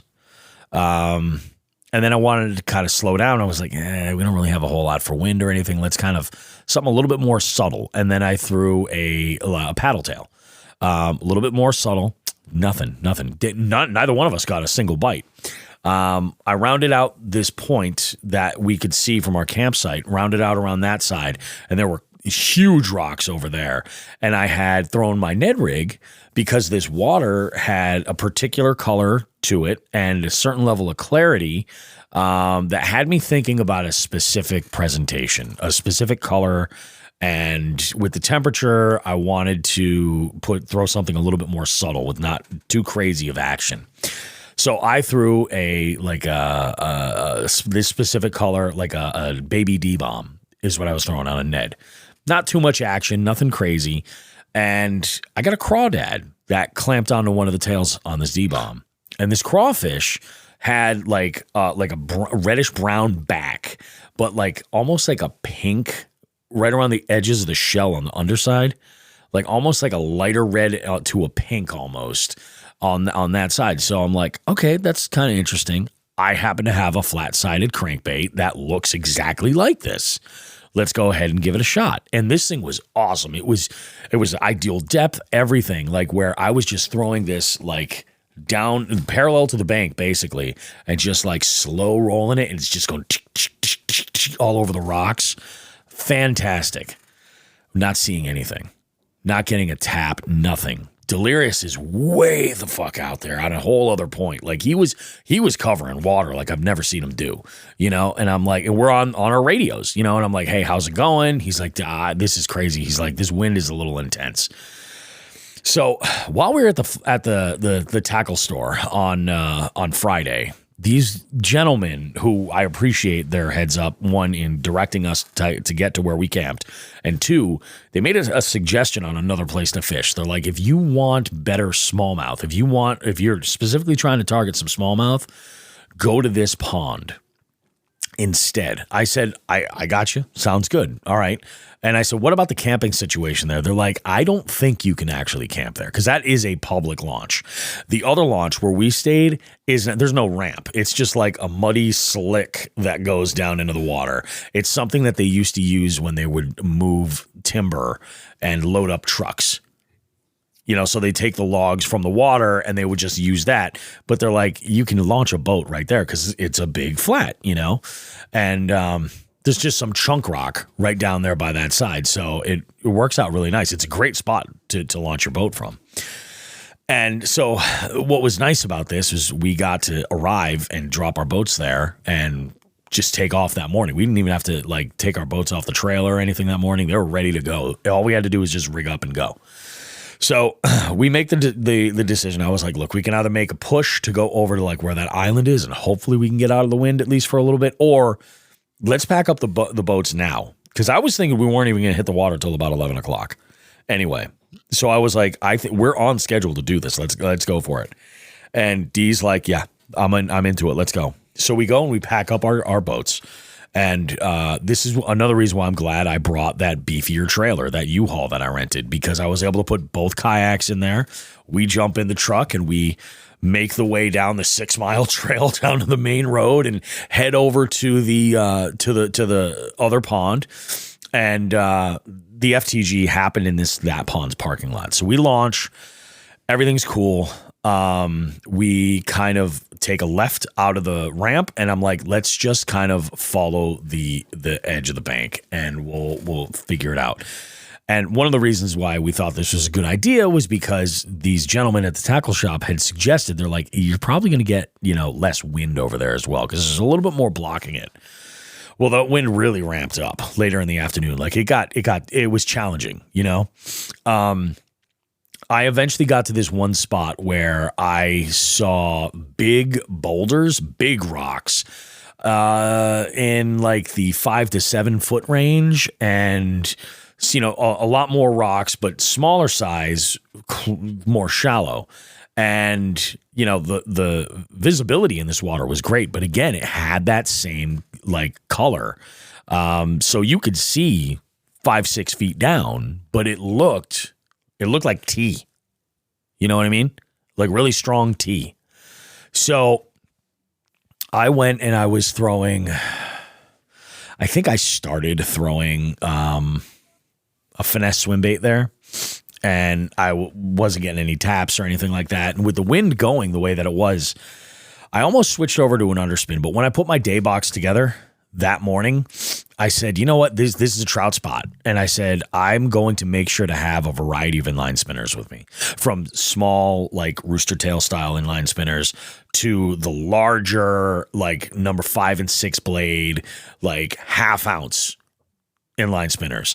And I was just like, you know what, with this wind, I'm just going to try to cover as much of this water as I can. But I'm like, let's see what we can do. So I threw this 1/2 ounce inline spinner, the craziest color combination that I've ever seen. Like, I've got some brown trout ones. I've got some like black and chartreuse. This one here had a chartreuse weight and a red and black dressed hook and a copper blade. It's the only inline spinner I've got with a copper blade. And I was throwing this thing around, and 2 things happened along this one bank. The first thing was that I spotted a fish on my graph and on my sonar, and I saw this, and I was like, aside from any of the rocks, once you kind of got off of that line of like 7 or 8 feet. This place was like, there was like no structure. There was like nothing going on there. And there was very, very little grass, any that we did find. And none of it was really like popping yet. So I happen to be in this one spot where the wind's just blowing me all over the place. And I see something on my graph that looks like a good mark. I'm like, I'm going to go ahead and try and reposition myself and throw this spinner and maybe hook up with this. And that's where I hooked up with that 15-inch Laker. I don't know if you saw that picture, Shawn, then I submitted it to Fishing Chaos, but did you see that fish's tail? I did not yet. I'll take a look right now. Hold on a second. I think that fish has seen some shit, because the tail is like, there's like all different lengths of like material, like just like it's not, I think that fish has seen some shit. I don't know. You got it under trout, right? That one is, I think that one's under, I think it is under trout. Yeah, I think it is. Brownie? Yeah, Bobby, I know you were up and using the no res. I can't see it. Oh, you can't see it? All right. I'll send you one of the originals, but yeah, it's a fucking, it's a train wreck. So this was pretty cool, because this is the first time where I was like, holy shit, I saw something on my electronics that looks interesting. Let me go and reposition and try and figure this out. And like, again, I know that there was a certain element of like, especially being a trout, it was moving along somewhere. I just got lucky and happened to cross paths with it, but it choked this spinner. It absolutely choked it. I said, cool, that's nice. Great. So I said, there's a fish here. I'm not going to leave. I went and I pedaled into the wind as far up as I could go, and I started working that entire bank. And I got to this one section where I made a really, really far cast, very shallow. And as soon as that hit the water, it got hammered. And it got hammered by that smallmouth that I submitted. Now, I get this smallmouth to the boat. This fish choked that inline spinner. And I said, maybe I'm on to something here, potentially. You know, that smallie was tight to the rock cover in really shallow water. I did catch another smallie, but at that point I was just like, I didn't even think to enter that into the tournament. Like, I took a selfie with it and I was just like, there you go, bud. See ya.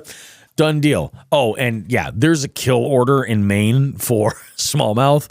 I released every single one of mine. They're not supposed to be there, is what they tell me. I released every single one, because that is an amazing fishery. I'd love for it to be an amazing smallmouth fishery. It's got the potential. You know? Very nice. Yeah, absolutely. I'm like, yeah, the 2 smallies I caught are not going to make a difference. That's the way I look at it. And that was it. Remember, that's 1 point. It is 1 point. Yeah. Oh, no. I'm talking about in the fishery. I'm talking about that. Yeah, not for the tournament. I think you were talking about the tournament. No. Sorry. No, for the tournament. Yeah, no, that's exactly why I'm psyched, because I got another point. I'm like, that's great. That smallmouth is awesome. I'm like, that's another point. Done deal. So I go and I start, I'm catching up to Delirious where he's at. He is over at this one island where it's slack water right behind it, where he's able to post up and kind of get out of the wind. So we get over there, nothing's happening over there, and something catches my eye. And it's this, what I thought was, it was either a cove or like just an island with like a giant rock on it or something. And like there was water around there. I was like, well, and it was a lot of like high, like tall rocks. And I said, I got a feeling about this. Let's go over here and just let the wind push us along the way and see what happens, see what we can come up with. And that's where I caught that second small, the same situation, really shallow water, really tight to a big boulder, and boom. And this one, what was nice was that it's not like I hit him right on the head. I was running this and I could see it. I could see the spinner. I was running it right alongside the rock, and right where it was just open space, just blackness. This one smallmouth just came in gunning for my spinner and hammered it.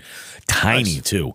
So I'm like, okay, so this is a good thing. Let's go ahead. I couldn't buy a bite after that. And D caught nothing. In fact, Delirious swears up and down that those fish are androids that Elon Musk has branded via Tesla, and that they're not real, that there's actually no fish in there. So sounds about right. What it is. But to follow up on that, and I mentioned I was going to bring up the drive home and stuff after we recorded. Delirious also, he asked me, he was like, hey, where are you? And I said, I'm on 495. He's like, yeah, I got on 495 too. I'm up by exit 80 something. He's like, where are you? I said, I just passed 70. He's like, how the hell did you leave after I did? And you're 13 miles ahead of me. And I said, well, in the thinking that maybe there's no fish in that pond, and what I caught were 3 androids that I submitted to the online species multi-species tournament. In that same thought, the difference between what Delirious and I had done was he selected no tolls for his journey back. I was like, I got to get home. I'm going to pay the tolls. And I said, I guess if those fish were androids, then paying tolls is warp zones is what I'm going to go with. I think, like I paid a toll and I'm, 4 or 5 miles ahead now all of a sudden. It's just magic. It's just magic. So it was good stuff. Yeah, simulation. Exactly, fishing in the sticks. Simulation. So I'll pick up, again, like a lot of this is detailed in or a lot of the trip is detailed in the interview with Delirious. But everything from this morning, none of that is detailed at all. I got to tell you guys, your boy made breakfast this morning for Delirious and I. Got up. I slept like a rock. I slept so good last night. And I got to tell you guys, those deep sleep outdoors mattresses that I've got, I say it every trip, but like it's almost like they're better and better. Like I've just adjusted to sleeping on them so well. And I am a big guy. I'm not the kind of guy that should be sleeping in his truck. You know what I mean? That's like on air mattresses. You know what I'm saying? Like, but these things are so ridiculously comfortable. I slept like a baby. So I woke up, I think about 6 or 6:30, something like that this morning. We woke up later today. And it was cold, but it wasn't nearly as cold as it was the morning before. Saturday morning was frigid. You could see your breath, and it was nuts. So I jump out of the truck, and I get dressed, put on some coffee. And I want to give a shout-out to Essalon Coffee Roasters in Hadley, Massachusetts. I needed to stop and grab some coffee for my wife because apparently that's what I do. And I had chosen a variety of bean and had them grind it so that I could, make coffee in the morning because it's, Cinco de Mayo weekend. I chose the Mexican variable. And the gentleman working behind the counter, I think he's the owner. He was just like, how are you preparing your coffee? And I was like, oh, well, this is for camping. I'm percolating it. He was like, oh, he goes, I'm going to give you a little something. So he gave me some of their Colombian, and he ground it the same way he did the Mexican. And he was like, this is probably the best to run through a percolator. Trust me. That man was not lying. I made that coffee. I was able to get 2 pots out of it and didn't even have to crack open the Mexican stuff. But that Colombian was out of this world. It was fantastic. Awesome. And then this morning I made breakfast, and I had, I like to make my breakfast kind of simple, do everything in one pan, some potatoes, some kind of like vegetables, onions and peppers or something, add whatever it is that I'm going to put in there. And I used just ground sausage this time and added some eggs and kind of, made like a big scramble, covered it all in cheese. And then I took it right off the burner because I'm using cast iron, put it on my cutting board and just let it sit. Then I took another little camp pan and a package of corn tortillas and got them all nice and toasty with a little bit of char on them. I made a little envelope with some paper towels, kept them nice and toasty in there. And then Delirious and I just made like breakfast street tacos, and it was out of this freaking world. Do a couple of things. Delirious is an amazing cook. Friday night, he made chimichangas that were out of this freaking world, like absolutely out of this world. In fact, I think he's got a bunch of them still in his freezer. He's probably going to eat for a week off of the stuff that's in his cooler. And then, Saturday night, I made steaks. And we did porterhouse. They were nice. Good. They were so good. And it was just a blast. We had a great time. Campfires. This is the first time I've been out. No, I take that back. Not the first time, because in Niantic, when we were in Connecticut, we had a fire there too. But this is the first time I've ever had a fire like right on the water. And I have like videos and stuff. You guys will see it. It's like, shut the fuck up. This is crazy. Packed up camp this morning. Got everything all set. Carry in, carry out. Like left the place spotless. Everything's like as it should be in the woods. We start making our way back. And like I said, it's like a 6-mile off-road ride, so we're going through this. It's like, making our way through these dusty roads. I have dust everywhere. Like it is like like an idiot. I left my windows down when the first time we went through. So everything is covered in dust. Would you say you was making your way down some dusty roads? I would in fact say that. We was making our way down some dusty roads. Let me tell you something, Ric Flair. So as we're going now, I couldn't hear anything in the truck. Of course, I was like zonked out. Daddy's sleepy time medicine helps him kind of just sleep through it all. But apparently, Delirious was hearing like moose and coyotes and all kinds of nature all over the place because the sound carries so much. And he's like, we haven't seen a moose. We haven't seen a moose. You boys saw moose. Saw your first moose. All right. Oh, I've seen moose before, but not this close up in the wild. So I don't know. I don't even know. Delirious, we never even talked about it. But we're coming up along this one section of the trail that's just straight. Line of trees on either side, and it's open air. And probably about 150 feet down the road from me, this giant cow moose just comes running diagonally across the street, across the trail. Just comes right out, and I was like, holy shit. Now, we're doing like 15 miles an hour on this trail because there's like jagged rocks and stuff on it. I'm not looking to have a tire blowout there. And, we're going nice and easy and, kind of making our way. I was like, holy shit. I'm like, that is amazing. I'm like, check that off the list. We just saw a freaking moose. That's awesome. And then if it couldn't get any better, the one thing everybody kept talking about was that, oh yeah, if you catch any smallies, trust me, it's like there's a kill order. They're eagle food. Just the eagles will take care of them. There's no shortage of eagles up in Moosehead. No shortage. All varieties. This one eagle comes out of a tree. This is seconds after the moose crosses over the trail into the woods, not to be seen at all. This eagle comes out of a tree and swoops down and is in front of my windshield. Like I can still see it like guiding us down the trail. It was ridiculous. And then just kind of takes off as the road kind of curved. It was amazing, dude. While we're talking about birds of prey, you know what I think that Cayuga is now noted for is fucking the amount of osprey nests. Yeah. It was like one nest every quarter mile. It was on telephone poles. They had telephone poles set up with nesting like boxes on top. It was crazy. Like set up just for the habitat. Just for the ospreys. There were so many nesting ospreys up there. I've never seen that many. So here's another thing. Speaking of wildlife, over at this pond, I saw so many loons, common loons. You know, the ones that have the black and white bodies, right? I never realized how deep and how far these birds will swim. Oh yeah, they were, and actually, you know, here's another thing too. Like they say when you're fishing to watch the birds, it's important because I was paying attention to where the loons were, and where I was finding the loons, I was finding fish. So usually, what I've found with loons is it's not like not right near them.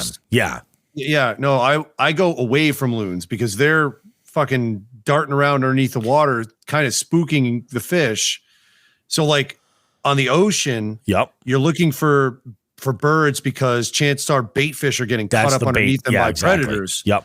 But with loons, I avoid loons and I avoid cormorants because they're underwater fucking around with the fish. So what I was noticing was I would see a loon like in eyesight, you know, within my range of vision where I was, somewhere around there. And I'm like, there's a reason that they're here. And I wasn't casting toward them. In fact, I was throwing a mag draft at one point, a 6-inch yellow perch mag draft. And I saw this loon and how far it was going. I'm like, nope, I'm not throwing this. Because I'm telling you, if I got a loon hooked on a mag draft, I don't even want to fucking tell you what I think I'm doing with that loon because I don't think that hook's coming out. Yeah. You know what I mean? With a loon, I think you can cut the head off. cook it and eat it, throw it at Delirious. No, I mean, if you get one really hooked up, I've seen people holding them. Yeah. And I think without tranquilizers, they're going to struggle a little bit, but they're not going to go fucking nuts. Yep. So it might be worth your time to try and dehook them, but possibly. Yeah, you know. I was blown away with this trip. Like the fishing was a grind. We fished for like something like 7.5 hours or something ridiculous. I mean, we fished for a long chunk of the day, and to walk away with 3 fish, one of them being like a 10-inch smallmouth, was like, it was not fantastic. But the primary reason that we were there was for the camping, and that blew everything else away. Like just the view waking up here and being like, holy shit, there's nobody here aside from the people that are camping within, you know, nearby. But you're in it. It was breathtaking. It was amazing. Like you'll hear in the interview with Delirious in that segment, I get it. Like I get why people will take this kind of a vehicle and rig it to the teeth to drive out to where nowhere can find you, where nobody's going to find you, and just set up just because it's amazing. And sold. Absolutely sold. I'm going to be going back there, I think, with my wife. I'm interested to see what she thinks of that real primitive camping. There is an outhouse that they have set up there, which is nice. I did define nice. No, it's nice because it's there, you know? Oh, okay. It's if you need it, it's there. I was prepared this camping trip with my environmentally friendly commode and privacy tent. And I'm like, I haven't used this sucker yet, you know? I want to give it a shot, you know? Like you would. And I'll tell you what, there's a video that I sent to my wife that I don't know that she appreciated it. Part of me kind of wishes that she appreciated it. Where is it? Oh, here we go. I'm going to play this for you guys. I'm pooping in a bag.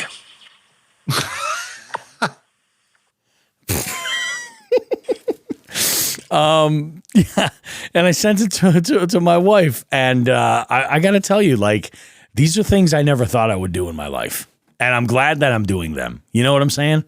And it's one of those things. So I'm like, the system that I'm like, okay, yeah, I want to make things as comfortable as possible. Yeah, this is great. So now when I camp with her, I can say, hey, I've got some kind of facilities, you know? Yeah. That's a good thing. Yeah, but like there is some facilities that are there. There's no power or anything like that, but you have, an outhouse if you want it. I gave away a shit ton of Jigs and Big stickers to the campers who were all there, because as we were leaving, we were talking, and a couple of veterans actually that I was talking with, and I said, you know what? I go, I host this funny little podcast that you should not listen to at work, but I have a couple of veterans that are on with me as my co-hosts, and they're pretty amazing. And you should definitely give it a listen. Do you call us co-hosts or flunkies? Either's appropriate. I would never use the word flunky, not to the listeners, not to the listeners. Well, you thought it. I'm telling you, man, it was crazy. So the ride back was absolutely bananas. I made 2 stops on the ride back. I think it took me just about 8 hours, in total with stops. That wasn't the worst ever. But I am going back up. It is absolutely fantastic. And when I go, I'm going to skip the big box store, and I'm going to go hit up Indian Hill and gear up, because they got everything you want. Camping gear, you name it. Outdoor footwear. So nice. Yeah, that was basically my week. Like, it was absolutely bananas. Like, talk about starting it out, absolute heartbreak with that fucking giant largemouth, to then like this absolutely majestic camping trip with, and getting on fish that I needed for the tournament. Good job. I'm sorry, I mistook. Let me check something. I mistook what you were saying about submitting those smallmouth bass. You did get them in, right? I got in the bigger of the 2. Yeah, the 10. I wasn't even thinking of it. I was like, I'm like, this is number one. It's smaller than the smallmouth I put in the smallmouth category, and I'm like, I think I can probably find another 10-inch fish for my any 5. So perfect. I'm like, I'll just Nice job, Bobby. You got it now. Remember, yeah. We had a discussion last week about these tournaments, and I said, just don't even think, fucking put in everything. Fish. Yeah, exactly. Good job, man. I do think that the thinking you have to be aware of is that, like, you got, if you're doing well with a certain category, like, and you're culling fish in like one category, like let's say smallmouth, like the lunker's 19 right now, but if I catch a 17, it's not worth it. That's going to go in the NE5. That's what I think the thinking it needs to be for most people. The lunker's not 19. It's not. Jerry Multi-House had a tournament on Cayuga this weekend and popped in a 20 and a quarter. Okay. All right. Wow. So like an inch larger. So like, I mean, that's the thing. I mean, it would be nice to get 2 points in that one category, but I'm happy getting 2. I'm happy getting a single point. That's one species out of a bunch. What gets tricky is when you got to find like these rando species that you're like, oh fuck. I do want to try to get a carp trip in this month. Yeah. Just to get the variety, but we'll figure it out. I've been in the kayak so much though, so I think it's funny. I caught a rock bass the other day. Yeah. I was like, oh God, these stupid things. I like toss it back. I'm like, oh fuck. Isn't it crazy? Yeah, you think about it, and you're just like, son of a bitch. These are worth something now. It's nuts. We have been going for an hour and 38 minutes on our week alone. Let's go ahead. Am I forgetting? We didn't have anything? a hot topic. Yeah, I know. We didn't really have we are the hot topic. We are the hot topics. If anybody's still listening, we have more coming up. We have an amazing Just the Tip. I think check and make sure that pigs are not flying and that hell has not frozen over, because this Just the Tip topic is going to blow your mind. In FTG, you're going to find out what happened at that boat ramp, because some shit happened. And you're going to find out. I'm going to tell you about it. Fuck that guy. And then we got some turning time stuff. I forget. What are we doing for bait of the week? Are we doing a bait of the week segment? You kind of got them jumbled up there. Bait of the week is going to blow your mind. That's what it is. Yeah. That's what it is. All right. Bait of the week is going to blow your mind. It has been. I've been driving around. There were brownies involved. That's all I'm going to say. Not tonight, but all weekend long. Oh my God. All right, let's go ahead and take a break, guys. We will be back in no time at all with more Jigs and Bigs goodness. We'll see you guys in a bit. Don't go too far. Hey guys, Bobby Roast Beef here from Jigs and Bigs. You know, if there's one thing I can't stand spending money on, it's on something that's not versatile, something that I can't get a lot of use out of. I want to talk to you about Frost Buddy. What Frost Buddy is it's one of those can coolers. I've seen these before. In fact, I have some that are limited to only fitting one specific size of can, like a standard 12-ounce can. I stumbled onto Frost Buddy, and I was blown away with it. So versatile. Fits standard cans, tall cans, slim cans, and even 12-ounce bottles. And the magic is the insert fits all of these items in various stages within the insert. And when you take that out, you can fit a full 16-ounce tall boy can. In fact, it even doubles down on being versatile with the coffee lid. And on my recent trip to Chickamauga, I had a field day with this thing. I was throwing beer cans in it. I'd have coffee in the morning. On the drive, I was throwing in all different sizes of cans for different canned coffee products to keep me awake on the long drive back. The thing was amazing. So I recommend you check out Frost Buddy. If you're in the market for either a travel cup for your coffee or a can cooler at all, either one of those, check it out. For the money, you cannot go wrong. What I've done is this. In the show notes for this podcast you're listening to right now, if you look there, you'll find a link to Frost Buddy where you can get yours. And not only can you go and get your Frost Buddy there, but you can help out the show as well. Go and visit that link in the show notes to this podcast. Check out a Frost Buddy. Tons of colors, tons of patterns, all kinds of great stuff. And it's a great spot to put your Jigs and Bigs sticker too. Take it from me, Bobby Roast Beef. You're going to get the most versatility out of this one product, probably out of anything you're ever going to buy, especially for anything that you're drinking. Frost Buddy. It works for me. I'm a happy guy.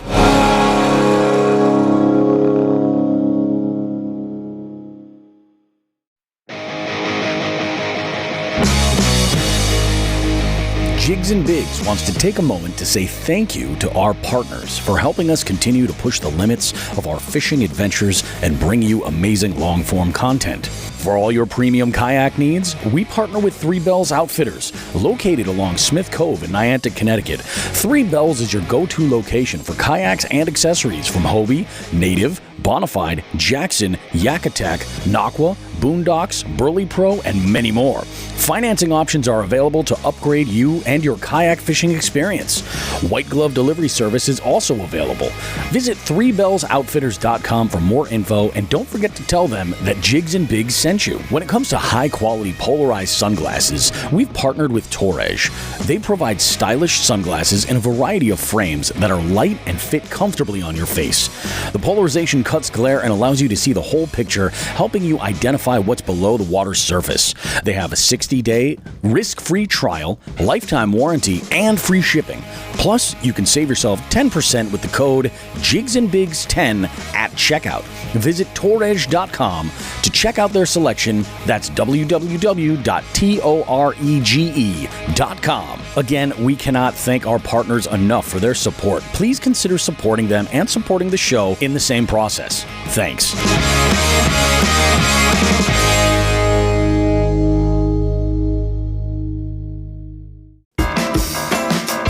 Bobby and Shawn now have a special presentation for us all. They'd like to give everyone just the tip. You get a tip. I get a tip. Everybody's getting tipped. We might have to update that intro. I think so. We might have to. I might have to say Bobby and Shawn and Joe have a tip. That's what you should do. You should just voice over. Joe. Keep that. Yeah, that's what you got to do. The problem is there's music behind it. It's not gonna. Yeah, whatever. We'll figure it out. I'll bet you I can track down Bobby's that original audio. I'll bet you I can put that together. Oh, okay. All right. Tip today is very easy. If you are at a campground, for God's sakes, don't leave your fucking phone on all night. Don't make noise after quiet hours. Your neighbors will get pissed. That's all I have. Be polite to people. I got nothing on that. I thought things like this were common sense. I was wrong. No. So we're just gonna preach a little bit here. Just quiet hours are quiet hours, especially when you're sharing a campground. 75% of that campground was fucking anglers in that tournament. Yeah. And I was next to the only guy that needed his fucking iPhone to sleep. I would have sang him lullabies if I had known that. I was miserable for 2 nights. Fuck. Yeah, That's all I got. That's tough. That is tough. Yep. You guys ready for more complaining? Fuck that guy. Fuck that guy. Fuck that guy. Oh, yeah. So, let me set the scene. Delirious and I get off the water at Moosehead. We're thinking about making a move to a smaller pond, hoping that the wind won't be so bad over there. The road getting to the launch here was treacherous. That 6-mile trail that we had to go through in order to get to where we were camping from the main road, this trail was infinitely shorter, but had way more in the terms of obstacles along the way, as far as just freaking ruts, like deep ruts, crazy deep. In fact, the first time we went to go scope the place out, they were full of water. So I didn't realize how deep they were. Holy shit. I got stuff all over my truck. It was nuts. So we head over to this pond, and I now am expecting this to be a situation. Basically what this is, this trail comes off the main road. There's a dirt road that goes off. Then this trail just kind of dips down toward the launch, and it goes around. There's a loop at the end, and I don't even want to call them parking spaces. They're not designated for anything, but it's just kind of like areas where trees are not. So that's where everybody parks. Like we went down there first. We saw where this all was, and it's great. Parking with trailers isn't great, but it can be done. It just takes a little bit of creativity. So I go and I do the loop, and I back the trailer down. Delirious and I take our boats out, and we put them off to the side. They're all beached, and I go to move the truck back up, and there's some guy and I'm guessing his girlfriend. There's a conversation. You're going to hear this on the segment I recorded with Delirious, but there's a conversation that we think this woman's name might be Charlotte, potentially, just from things that were written in the outhouse. I'm just saying. You guys, now you're going to have to listen to the whole interview. It's nuts. So I pull up and around like the loop for the ramp. I pull up a little bit, and I unroll my window, and I say to the guy, I'm like, hey, man, you actually going to park there? Like that? And he looks at me and he says, hang on, I need this for it. Yeah, man. I mean, just for a little while, we're going to go out on a boat and have a little bit of lunch, man. We're not going to be here long, though. It's like, it's fine. So I look at him dead in the face, and you know what I said to him, Shawn? I said, fuck yourself. No, I said, think you'd be better off with a fucking cots. And I fucking stepped on the gas, and I chirped him. Well, okay, as much as I could with the 4Runner and the fucking 2-axle trailer behind me. And I fucking kick up all this dust everywhere. I go firing up the trail because now this loop is so small, I can't go all the way around it with the trailer. I can't do it, And the other side of this trail is just a drop off. It just goes to like nothing, And I'm like, oh, okay, this could be bad. So I go all the way up the trail, and there happens to be an area that's cleared out. There's a flat clearing there. So I got all the way up, I back the trailer into it, and I zip right down. I'll tell you what, man, my ability to back up that big ass trailer is it's infinitely easier than my tiny ass kayak trailer. Infinitely easier. And so I turn this thing around, I come back around, I do the loop, I go by the launch, and I'm not coming in as hot as I left. And I'm coming around, and Delirious is looking at me like, what? Like that. And I go up, and like a freaking missile, I go zipping right. Like if this is his car parked here, because that's the thing. It's not like he was parked this way with the space. He was blocking like what could be like 3 spaces. He was just blocking it with like whatever Yaris or whatever fucking car he was driving or whatever. So I go on the passenger side of him, and I just bolt right behind him like this, and almost blocking him in like where he can't back up because the trailer's there. I get out, and he's like, Yeah, that's a really cool colored truck, man. I really like it. You know, we're not gonna be here long. Also, we're just gonna go out on a boat and have a little bit of lunch, man. And I think what was on the menu that day for lunch was crystal meth. I was just gonna say drugs. Yeah, Drugs were on the menu. I think that's what it was. I think that was today's lunch selection. Crystal meth and a Jello cup. I think that's what it was. So I go walking down. Now, mind you, I'm still in my waders. Like, you know what I mean? Like, I'm there, and I mean business. We go walking in, and there is a lovely couple on the boat, and they're waiting to come in. And I'm like, guys, I'm so sorry. I said, do you am I in your way? And he says, he's like, oh yeah, I got to beach this up here so she can get out. And I was like, well, let me move this over here by the launch. You guys are all set. Don't worry about it. They were all good. But to the guy and we're going to say Charlotte loosely, loose Charlotte. I don't know. Fuck that guy. Yeah. Fuck that guy. Yeah, I think they did. And fuck Charlotte and fuck their meth. Yeah. Fuck their meth. Fuck their meth. So yeah, that's my FTG for the week. The guy who hit my kayak trailer did not make the FTG. This guy, he was the only piece of shit we came to deal with in Maine at all. The only one. And I'm like, wow, it's crazy. Like, everybody was so unbelievably cool.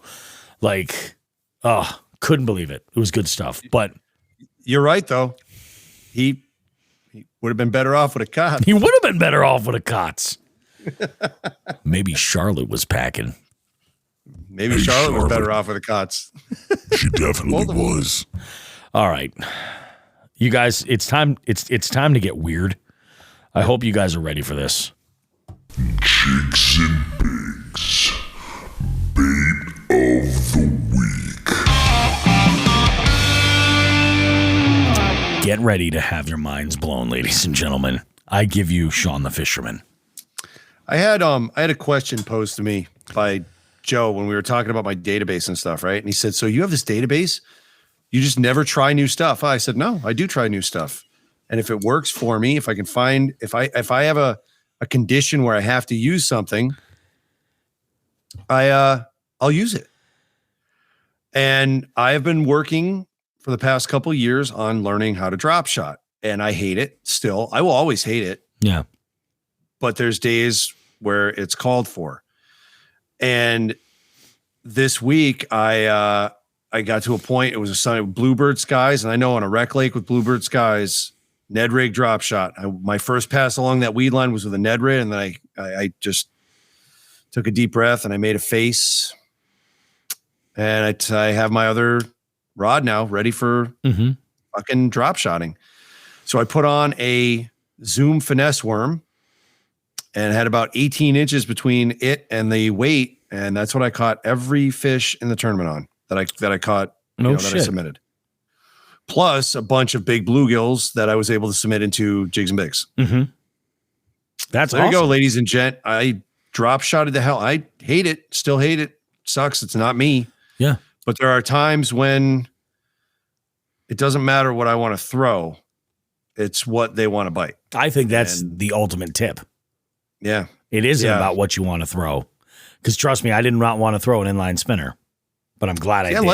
I like throwing inline spinners, big ones. Bowfin will hit them. But yeah, I drop shotted the shit out of Cayuga and I scraped together a bag. It wasn't impressive, but when half the field doesn't put together a full bag, says something. You got to look at the positives, I guess. Yep.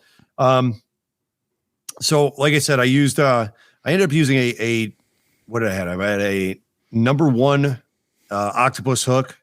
Obviously tied the Palomar, ran it through, tied it just to be safe. I tied another Palomar on the weight and 18 inches or so in between the two, and that 4-inch Zoom finesse worm. Yep. I'm not going to get into the color.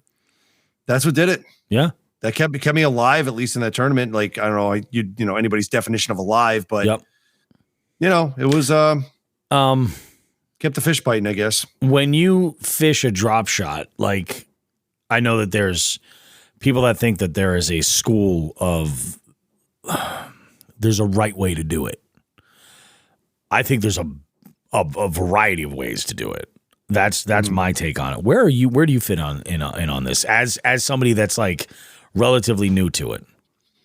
We talking speed? What are we talking? Kind of everything. Like I'm thinking speed, like where you throw it. Like, I mean, I've got drop shot stuff I will throw into not dense grass, but like sparse grass.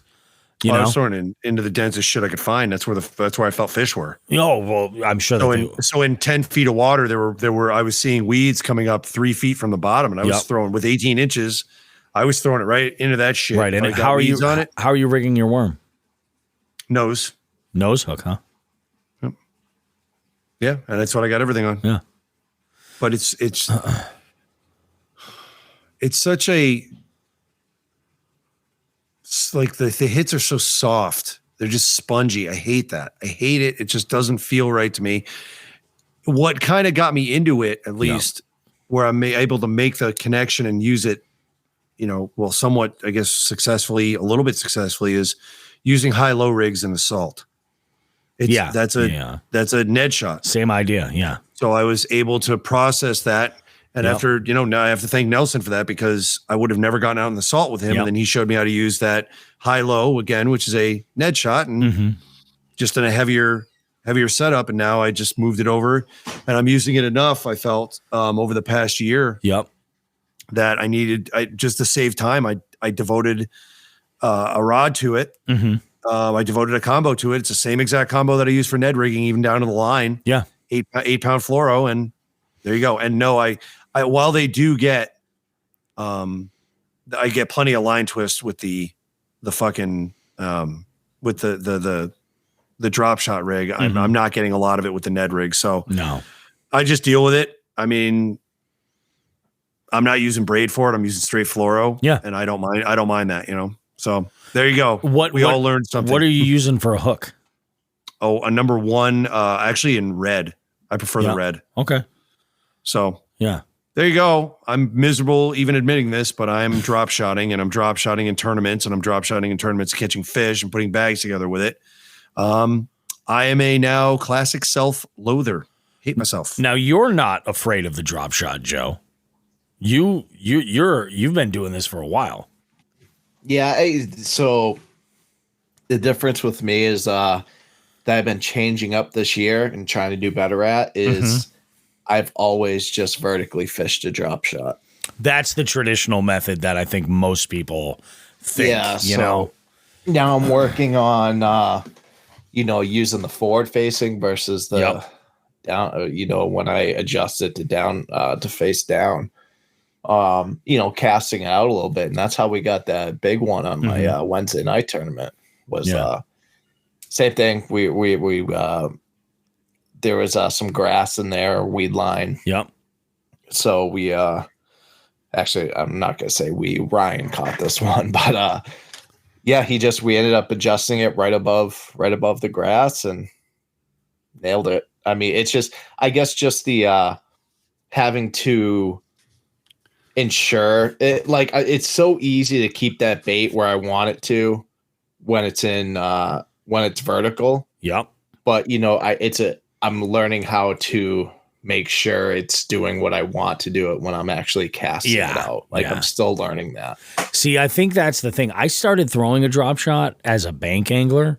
So like vertical fishing is like, what are you even talking about? You know what I mean? That's such a specific situation. Like, okay, you're vertical fishing against like a dam or something like that. Like, you can do that.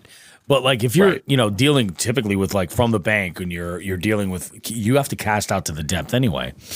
I have usually what I would do is kind of like the way I would fish a Ned rig, or the way most people would typically think to fish a Ned rig is to cast it, wait till it hits on the bottom, and then drag it on the bottom and hop it, something like that. So I've kind of been doing that. But what I've found is I will have different rigs that I throw for different shit. Like in rocks, I throw cylindrical weights. In grass or muck or anything like that, I'll throw like more of like a round weight or like that kettlebell style. And for hooks, I vary my hooks a ton. In the Fresh Baits drop shot kit, they have these, I think they're called owner mosquito hooks. They're super tiny. And I like that because it's wicked subtle. You know, I mean, it doesn't stick out too far. But one of the ones that I like also, is it from Owner? I think the Cover Shot. Those are some of my favorites because they actually have a little plastic keeper on there. So you can Texas rig your plastic and keep it pretty much weedless, which is, and actually my previous PB before the 22, that, what was it, 19 3/4 that I caught when I was with Tim Jakes. What I was doing there was throwing a drop shot through grass, and I was using a one size offset worm hook. Yep. And I think I was using like a trick worm style, like something along those lines as my plastic, and they work great. They're so good. But I'm always interested, and really it was Nate that kind of got me started about this because Nate works a drop shot like he works a jerk bait, you know? Yep. And it's just there is a lot of versatility, but I understand what Shawn's saying about that bite because it feels mushy, you know?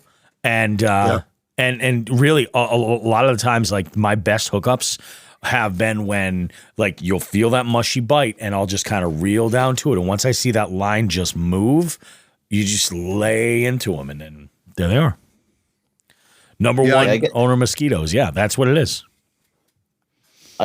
So I've been kind of cheating this year so far. Oh. And I haven't vertical fished yet. I don't start drop shotting until the fish start moving deep. Yeah. After the spawn or whatever. But I started cheating using those Gamakatsu hooks that come with like the spin shots.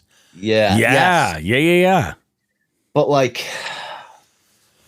it's so convenient and easy. I feel like those spin shot hooks are a bitch to rig. Really? Yeah, I do. It's like it's more knots, you know. So no. So not for me. So okay. You know, it's two knots on the hook, and then it's hooking up your weight. If you use the little slip attachment, or if you're tying it, then that's 3 knots. With, I like to do it as minimalist as possible. But yeah, I and my big reason was I use braid, and I use braid too. Yeah. And I don't like using I don't like putting a huge leader in there.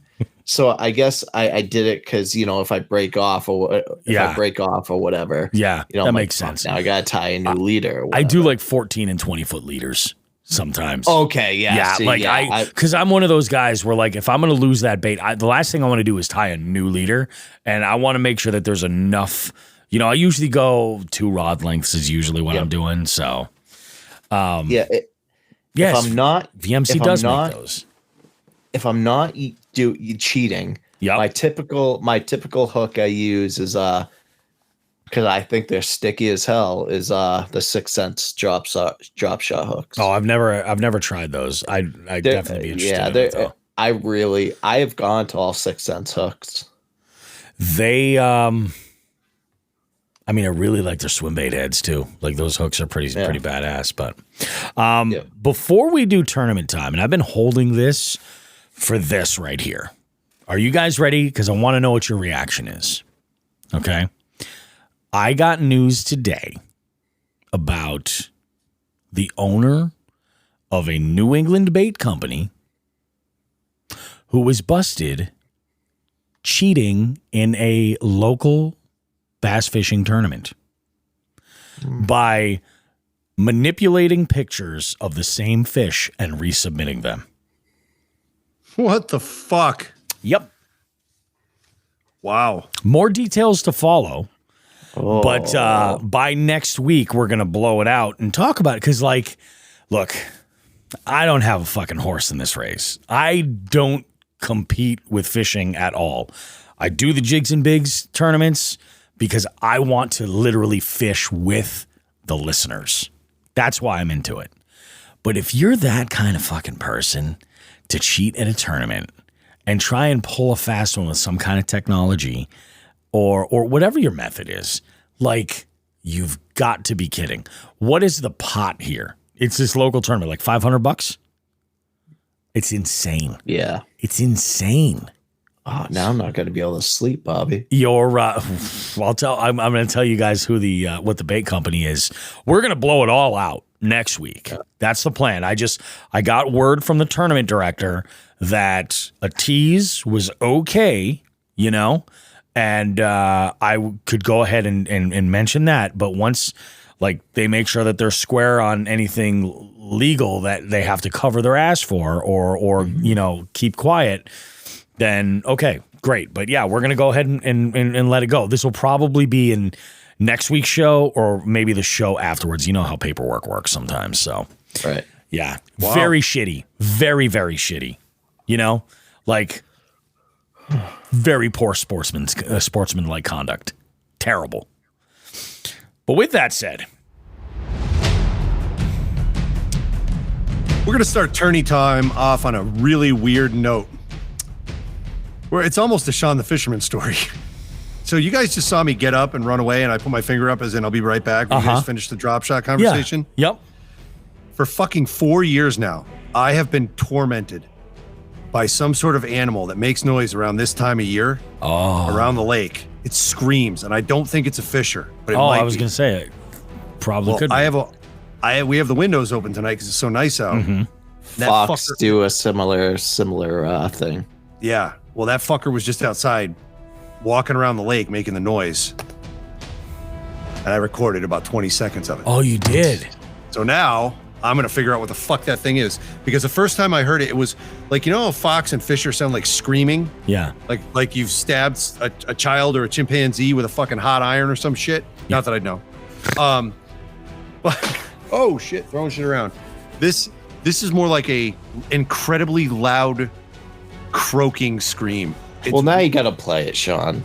Play it right on the content. I will. Hold on. I'm gonna drop the music so the listeners can hear it. All right, I'm gonna pump this. I'm gonna pump the volume up. All right, let's see what we can do. Pump up the volume. Pump up the volume. Let's see what we got.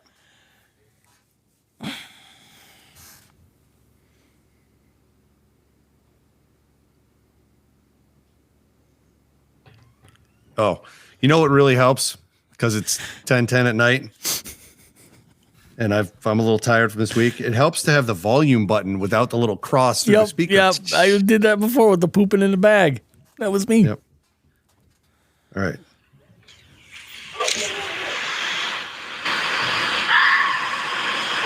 It's a fox. It's a fox. It's a piece of shit. It's a fox. So that's what the fox says? What does the fox say? I thought it was a little too croaky to be a fox. No, so we're not going to get into this, but it's like I've had a lot of that shit around here, and same thing, and it's either always a fox or a fisher. I've gotten them both on I have cameras all around my property, and I've gotten them both. But when I hear that, I tend to see the fox that same evening. Okay. All right. I'll go with you on that, Joe, because I have where we did put fences almost down to the water on both sides of the yard, but we still have basically a game trail runs through this little hill that I have going down to the water, and there's all sorts of shit that uses it. That raccoon that I thought was going to be a problem, which was not, was probably out looking for food for its babies. That thing used it. One of the bears uses it all the time. So we have to be careful in the backyard. Yeah. I mean, black bears will run, but on occasion, the mother and the cubs will use it too. So we have to just be careful. Be careful. Yeah. Yep. But anyways, let's get on to tourney time. We're going to do something special first. All right. We're going to talk about Chronic Trips. That wrapped up. The April Chronic Trips is wrapped up. Done. In the books. Done deal, pal. We're going to go through the people and the money. We had money this year. All right. Fourth place. So we had 22 people that paid out 4 spots. Fourth place, 12 points. Jerry Multi-House. How unusual. Or how's unusual. See what I did there? Oh, yeah. Then I had to go to the first and second tiebreakers to determine first, second, and third. Third place was determined by number of species submitted, which third place had 8. The people who finished first and second had 9 each. Third place, Kevin Dowie. Congratulations, Kevin. I think that's the first time we've announced his name for winning on one of these tournaments, so great job. Number of species was tied for first and second. First and second place, we went to number of submissions, where Sam Tomaszek beat Nelson out. Sam, Nelson, and Dowie and Kevin all had 13 points. Sam Tomaszek with his first win. Congratulations, Sam. I just want to let everybody know. Oh, Rod. Just want to let everybody know payments are going out tomorrow. If I don't have your PayPal or Venmo address, I will be giving you a call. It might be rude, but I will get the information. You will get your money. Now, what we have here is we have giveaways. So Nelson, Sam, Kevin, and Jerry are off the list. They won money. Congratulations to those guys. You are not getting any of these prizes. And also, just so you guys know, I'm the tournament director. A lot of these companies we work with, we're good with. I took my name off. You know what I mean? It's not right for me to get free prizes in my own tournament. So you guys have an even better chance of getting something. So everybody else's name I've put on this app known as the Lucky Fucking Wheel. All right? I'm going to go ahead and spin it 3 times because it starts off spun already. So here we go. There's 1. It's going to spit a name out up top. I know, Bobby, you wanted to do this on the screen. I definitely did it. Like, there you go. There's 2. Spin number 2 is going. And we're going to start fresh with spin number 3.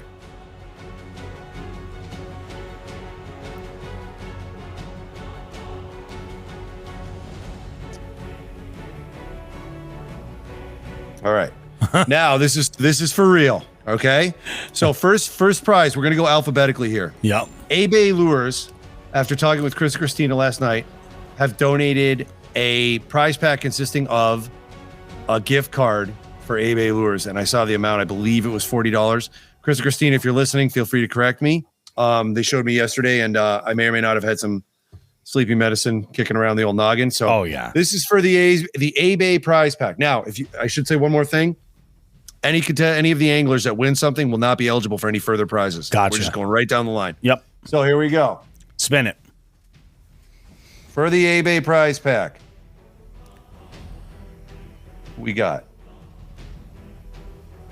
I'm no Vanna White. Dwayne Wilson, congratulations. You're the winner of the A-Bay prize pack. Nice job, Dwayne. Congrats. All right. Jigs and Bigs is up next. Bobby and I have put up a beautiful jig pack that we have leftovers from like 2 years ago. And we're going to get involved with this. So for the jig pack, for the jig kit, we're spinning here, folks. I love how everything's still just Bobby and I. Yes. Vidal, congratulations. Vidal. Nice, buddy. Little jig kit. right. Oh, I can model the jig kit. Ooh. Oh, look at that. Sexy bitch. Up next, a lure donation. A lure prize from, I shouldn't say donation. It sounds wrong. Lure prize from Klondike Custom Baits. Oh, love them. Love them. Here we go. Remember, if somebody comes up again, it's a no-go. I love this little spinny thing. I gotta use this more often. Tim O'Keefe. Oh, Tim O'Keefe. The new father, Tim O'Keefe. Congrats again to he and his wife. They just had a baby. All right, next up, we have Nor'easter. This is a special one. When I approach companies about getting involved with this stuff, I try to go bare minimum. That's just what I do. Like, I don't want to bleed a company dry. And some of the companies surprise me with what they come up with for prizes, and Nor'easter was one of them. So for a $50 Nor'easter gift card and a Nor'easter hat, we have... Oh, fuck. There. Who's getting it, baby? Jay Savely. Congrats to Jay. Nice job, Jay. We were just talking about him. His ears were burning. Next up, one rod sleeve from Sarah P's Saxon Sleeves, which I will love saying still. The best Saxon sleeves money can buy. Gross. This is going to take a little coordination because you have to let me know if you want a spinning rod cover or a bait casting rod cover. There are 2 different kinds. So here we go.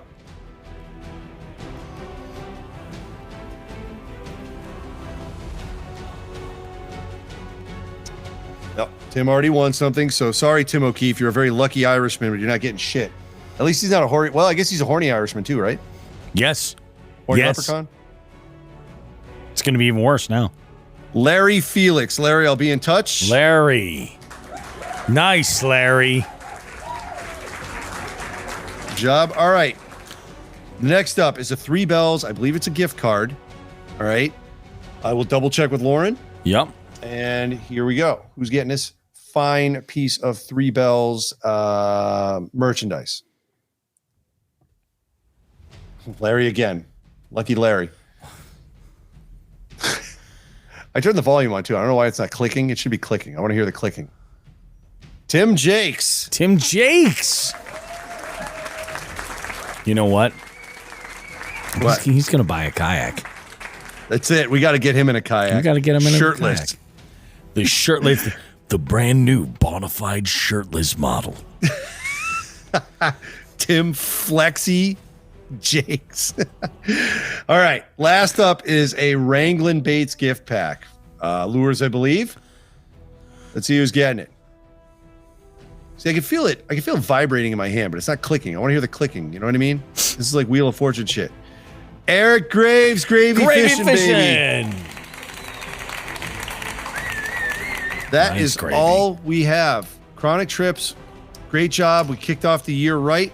Jigs and Bigs is going now. The registration is just closed, and we'll be doing the same thing at the end of the Jigs and Bigs tournament. We have all those sponsors back, plus a couple extras. You'll be hearing at the end of the month the same thing. So congrats to all the winners. Great job to everyone putting all the fish in. Congrats to the folks in the money. You guys did a killer job. And hey, Jigs and Bigs is closing. Well, by the time you guys listen to this, it'll be closed, but we still got an hour and 40 minutes. We just hit the 40 mark a little while ago. So congrats. Bobby, should we hit him with the applause? You want to? Yeah, we can hit him with the applause. Or should we hit him with the special applause? The real applause? Yeah, the real applause. Oh, I was hoping there would be a one-note sound effect. Oh, real applause. Hang on. Real that, applause. That takes a little bit of work. I gotta, yeah, because we're in the middle of attorney time.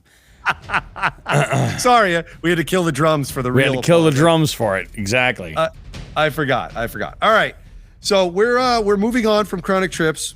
We're on to the EKF roundup from Saturday. I just went through it. Now this was a big fucking tournament. Aside from the 109 anglers, there was a lot of crossover, but New York KBF partnered up with EKF for this event so you could fish both at once, right?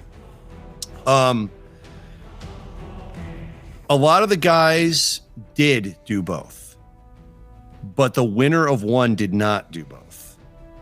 And this is where you always have to weigh, you know, the amount of money you're putting into the amount of money that could come out, especially if you're confident with a body of water. So as far as Cayuga goes, I'm just going to go through the top 10.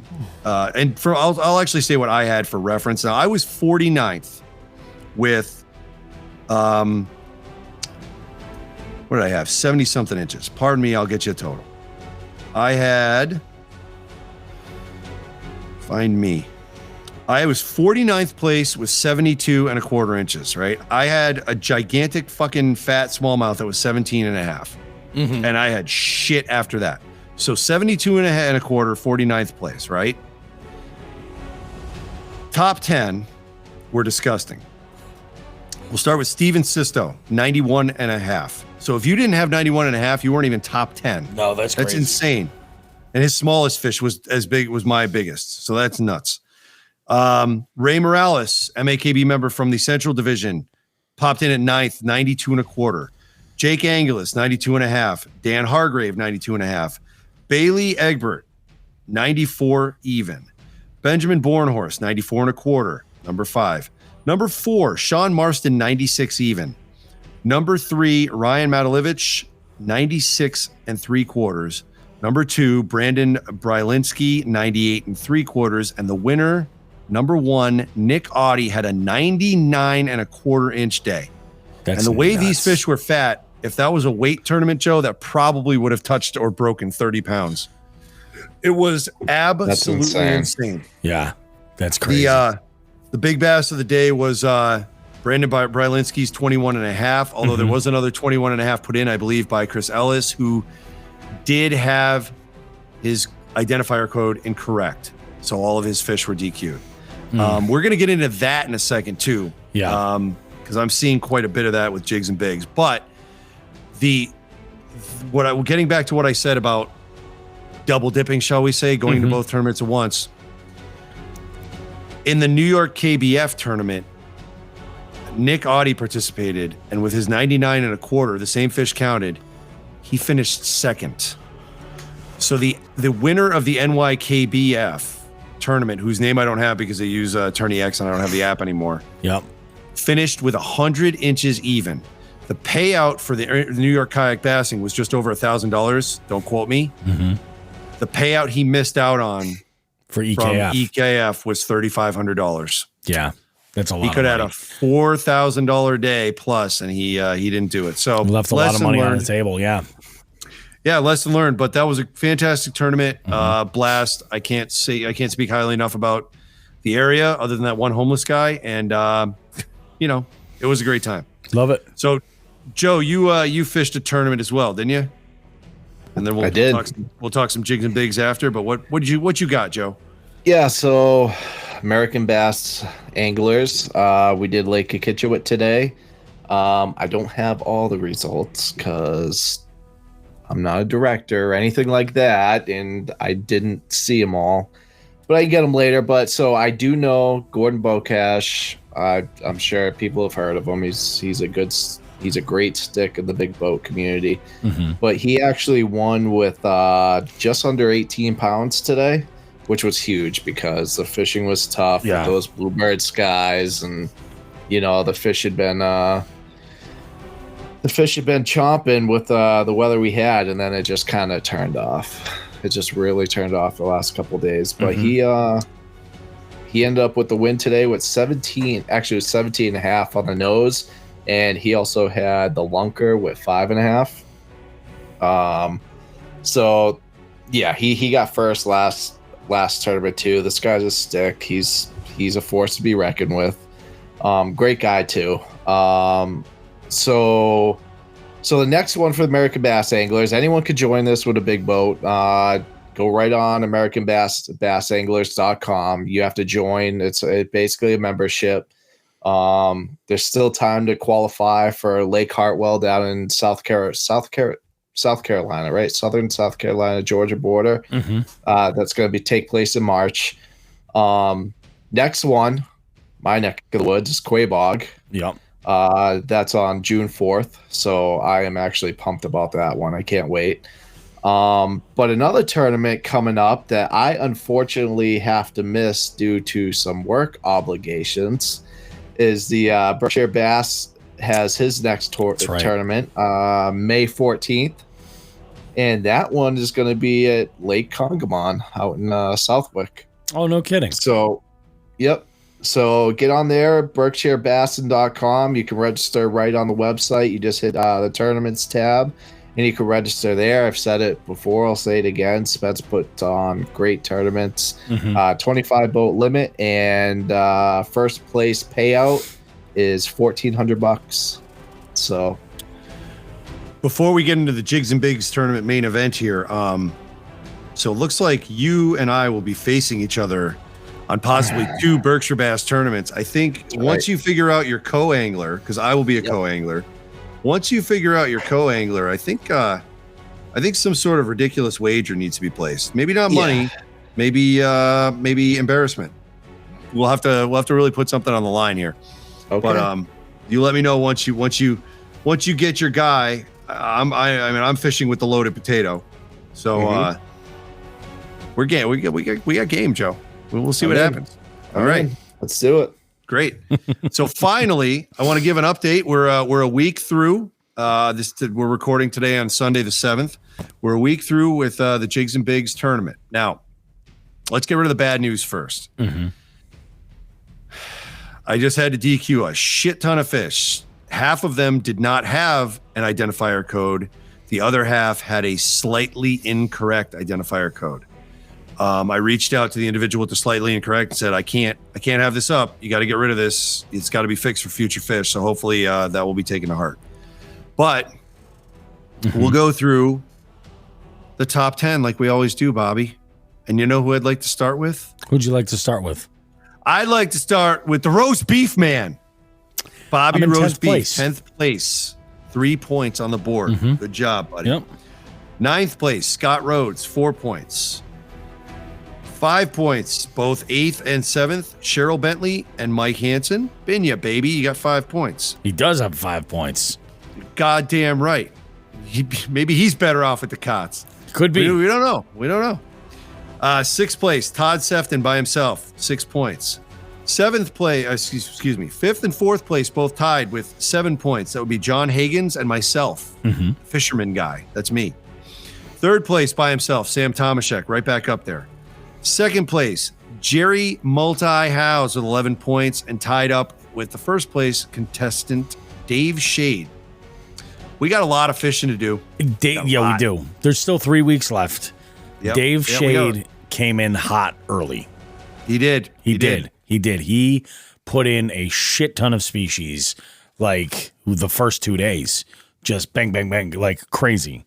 You know, I mean, but it's a marathon. It's not a sprint. Correct. You know? Yeah, Dave's got all sorts of shit. Pike, what was that? Pickerel, carp, big old bluegill, another big old, he's perch. This guy's fucking going to town here.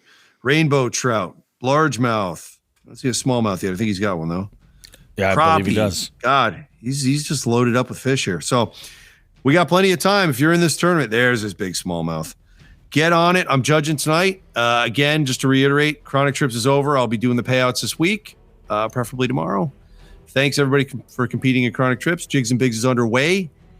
Hope you're in on it because there's 40 people. This is kind of nuts. We're flattered you guys are putting your tournament time in with us. So thank you from all three of us. Hell yeah. Appreciate you guys. That's it for tourney time. We'll be back next week with more updates. It's good stuff. I love that. I don't think we have anything else for this portion of the show.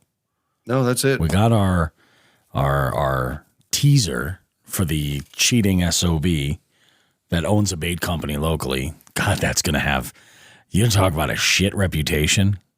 Oh, yeah. Man, it's time to change.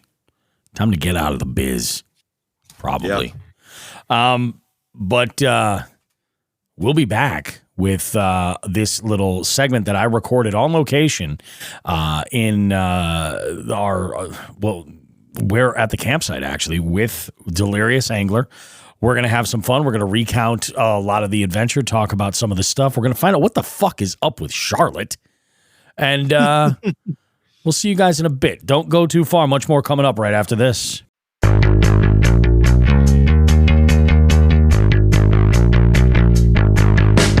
Jigs and Bigs is your favorite fishing podcast, right? Why not show the world how much you love the show while directly supporting us? We have men's and ladies' shirts, hoodies, and a variety of hats. We even have a waterproof outdoor Bluetooth speaker so you can listen to your favorite podcast while out on the water if you like. Check out jigsandbigs.com/shop to visit the store and gear yourself up. If you really can't get enough of this show, consider becoming a jighead and joining our Patreon. It's a subscription that gives you exclusive access to recording sessions that allow you to engage with us as we record the show. We also have some exclusive content there just for our jigheads and even have some special promo codes. Space is limited, so join now at jigsandbigs.com. Finally, if you're local to our area in Western Massachusetts, consider checking out the Western Mass Fishing Report, posted weekly at northeastwildwoman.com. We have amazing contributors providing great content and info for local conditions and what's been going on and working recently. Jigs and Bigs, so much more than just two lightly roasted hippies trapped in the 90s arguing on the internet about fishing.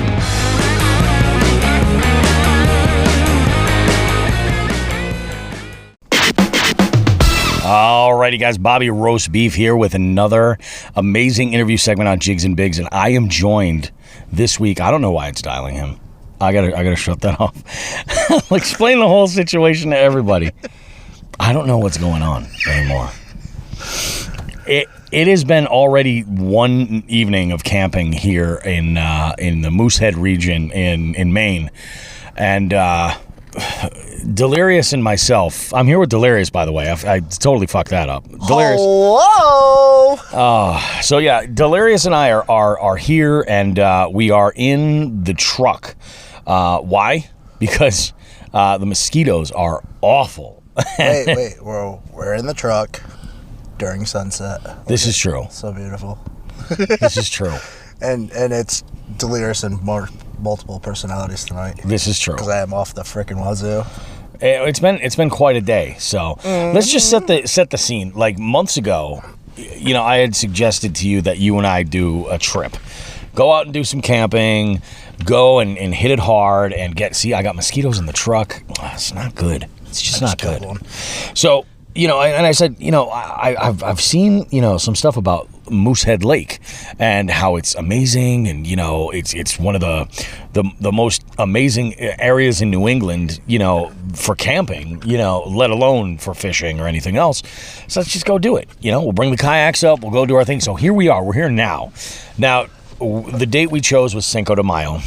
Why? Because we're festive. We just wanted an excuse to have chimichangas. Chimmy-frickin' ladies and gentlemen. We had chimmies. And your boy made them. Yeah, Delirious, this is a side of you, Delirious, that I have never seen, and that's the culinary genius. That's Chef Delirious, all right? That's personality, what I'm saying. Whoa. Dude. What if you started doing some, Delirious, recipe stuff? Skater. I know. They're like little birds, little sparrows. They're huge. I don't want to share secrets with people. My food. No, I know. Fight me. What you could always do is in a recipe, that's what the professionals do, is they skew a recipe a little bit. It's still going to be good. I'm so it's not far gonna be from yours. Professional. You know what I mean? It's so far from being professional. So we got here, and it was a mission. We met at Cabela's in Scarborough, Maine. That was I got rudely woken up. The point. Yeah, that's right. Asshole. Yeah, that was not fun. That guy. That was, I'll tell you, there were two guys, I think, that were FTGs for this trip. And he was definitely one of them. And, he claims also that he is related to somebody in the fishing industry, which I guess we're supposed to be impressed with. Yeah. But whatever. I mean, let's be real. My kayak clearly says Delirious Angler. Yes. In bold orange fucking print. Yeah. You're going to literally tap on my window when I'm trying to sleep? You fucking piece of shit. You're a fucking piece of shit. I should have ripped your face Well, wasn't off. this guy 90 years old? I don't know. I'm saying 90. I'm throwing that number out arbitrarily.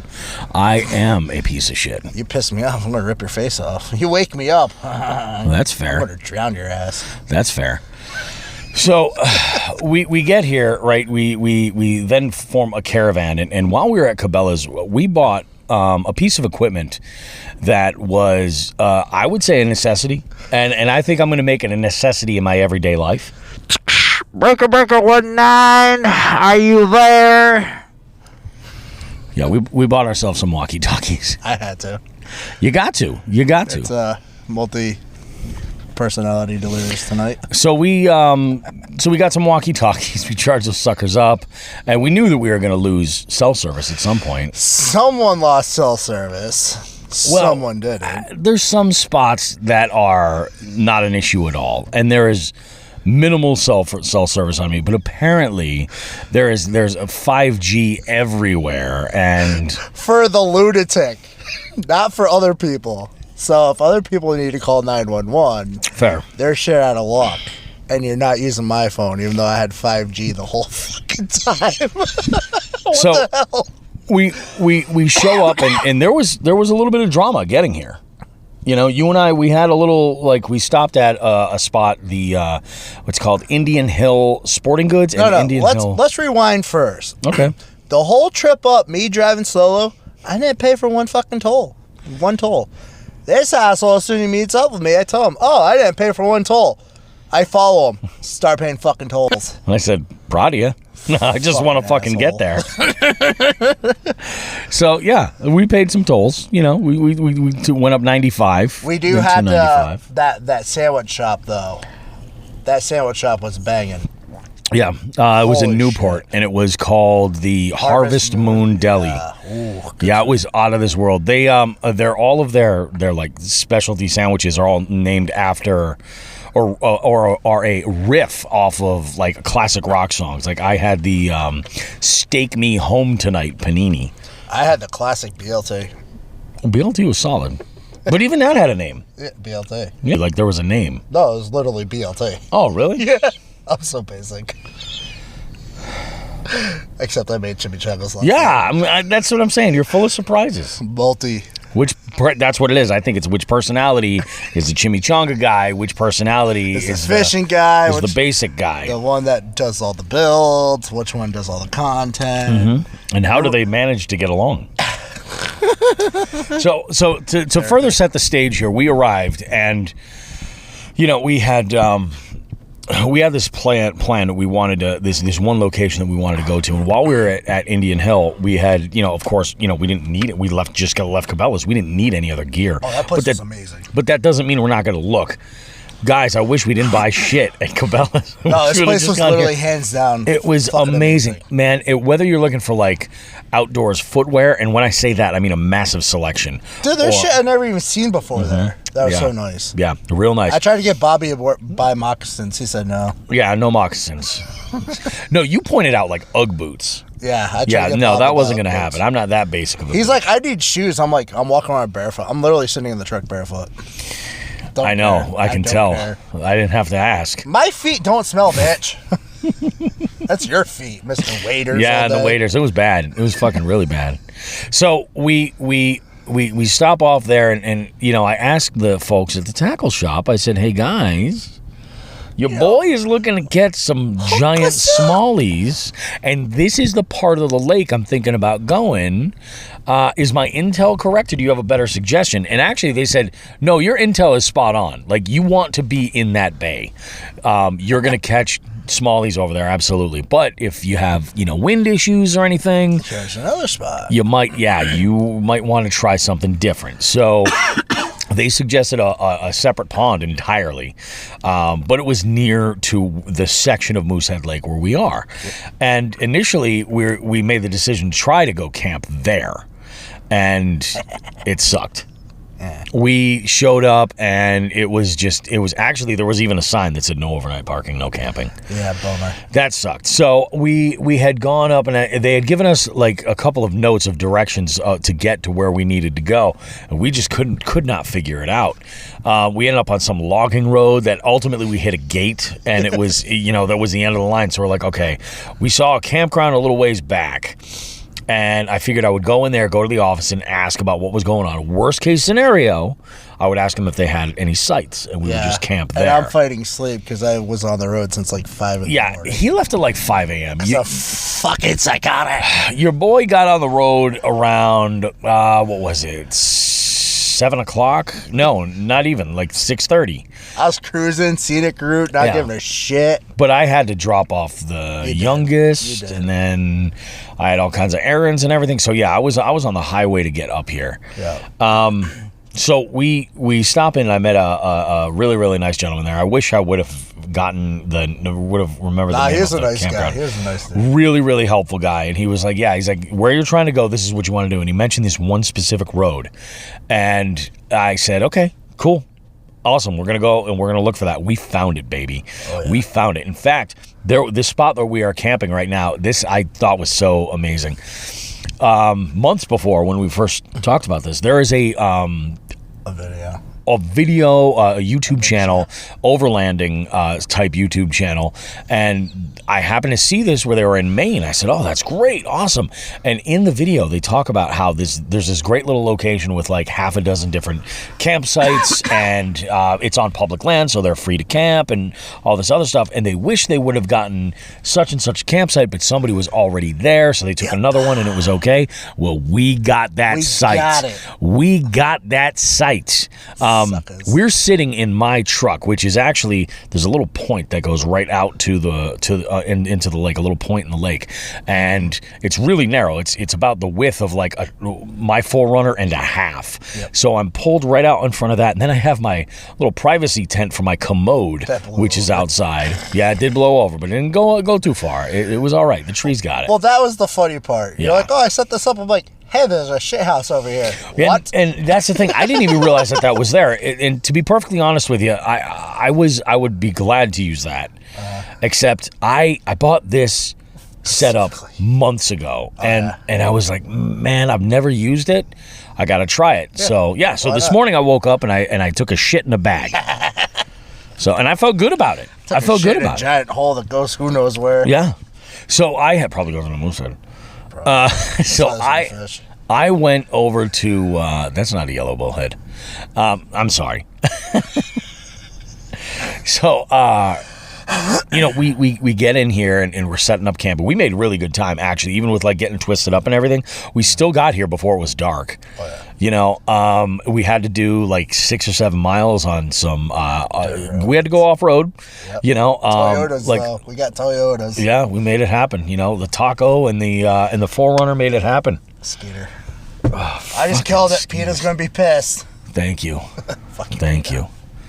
God. So we get here and start setting everything up. We get everything all set. Camp is looking good, and then it's time to eat. So while Delirious is putting together this amazing meal to celebrate Cinco de Mayo, these chimichangas, your boy starts chopping some firewood, splitting some logs. And he ate a certain special confection from a certain very special friend of the show. And these didn't break as evenly as I thought, so I got a nice hefty dose. Oh, that's so funny. It was good. So we got the fire going, everything's good. Fast forward like 90 minutes, like while we're eating, and your boy is a mess. Like I had to record things I wanted to make sure that I talked about. Hold on, D. I gotta record this so I don't forget it. Hold on. Okay. So embarrassing. Sitting here at the campsite, I'm recording this so I don't forget because I'm a piece of shit. Something like that. It was basically. But what it was, and what it was that I wanted to remember was just like being here as the sun was setting. We're cooking this food. We got a campfire going. We've got our rigs completely outfitted. Like, especially when I wake up because I have the truck bed tent. Yeah. You unzip the door and boom, there's the mountains, there's the water. Oh, he can see it's all right there. He's got an amazing view. I look up, I open my eyes. This was amazing last night. When I went to bed, so last night there was a full moon. And at one point in the evening, the sky cleared up really well. Like we lost a lot of the clouds, and that full moon was so unbelievably bright. It was like daytime. Oh yeah. You keep in mind your boy Bobby Roast Beef, Stony McStonerface, climbs into his bed. He's already the deep sleep mattress is ready to go. I'm all like, oh yes, this is gonna be great. Climbing into my sleeping bag. I'm all psyched, and I'm laying on my back and I'm looking up, and I can see the reflection of the moon on the water reflecting up onto the ceiling of my truck. The shimmering of the water, out of this world. Do you see that light over there? It's a boat. Yeah, somebody out here still fishing. No shit. You? Right now? You want to take a quick break? Yep. All right. We're going to take a quick break and we'll be back with more right after this. Jesus Christ. 3 hours later. And we're back. Just like that, magically, we're back. It's a little bit of a nature actually called. And there was an important call. I used the shit house again, okay? Okay, fair enough. I do have to say something, because I got to say, for being in the middle of the woods, it's actually fairly clean. All right? There's a lot of writing inside, and you think profanity. There's a lot of people writing, this place is awesome, great times. There's something that stood out to me multiple times. This girl's name's Charlotte. Okay. Her name's up there 6 times. I counted. With different guys' names.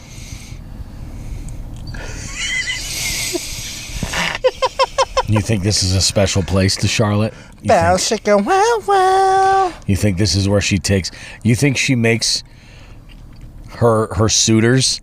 She makes her suitors drive down a 6-mile-long back road, dust all over everything, for a little bit of hanky-panky? Did you not see that sunset?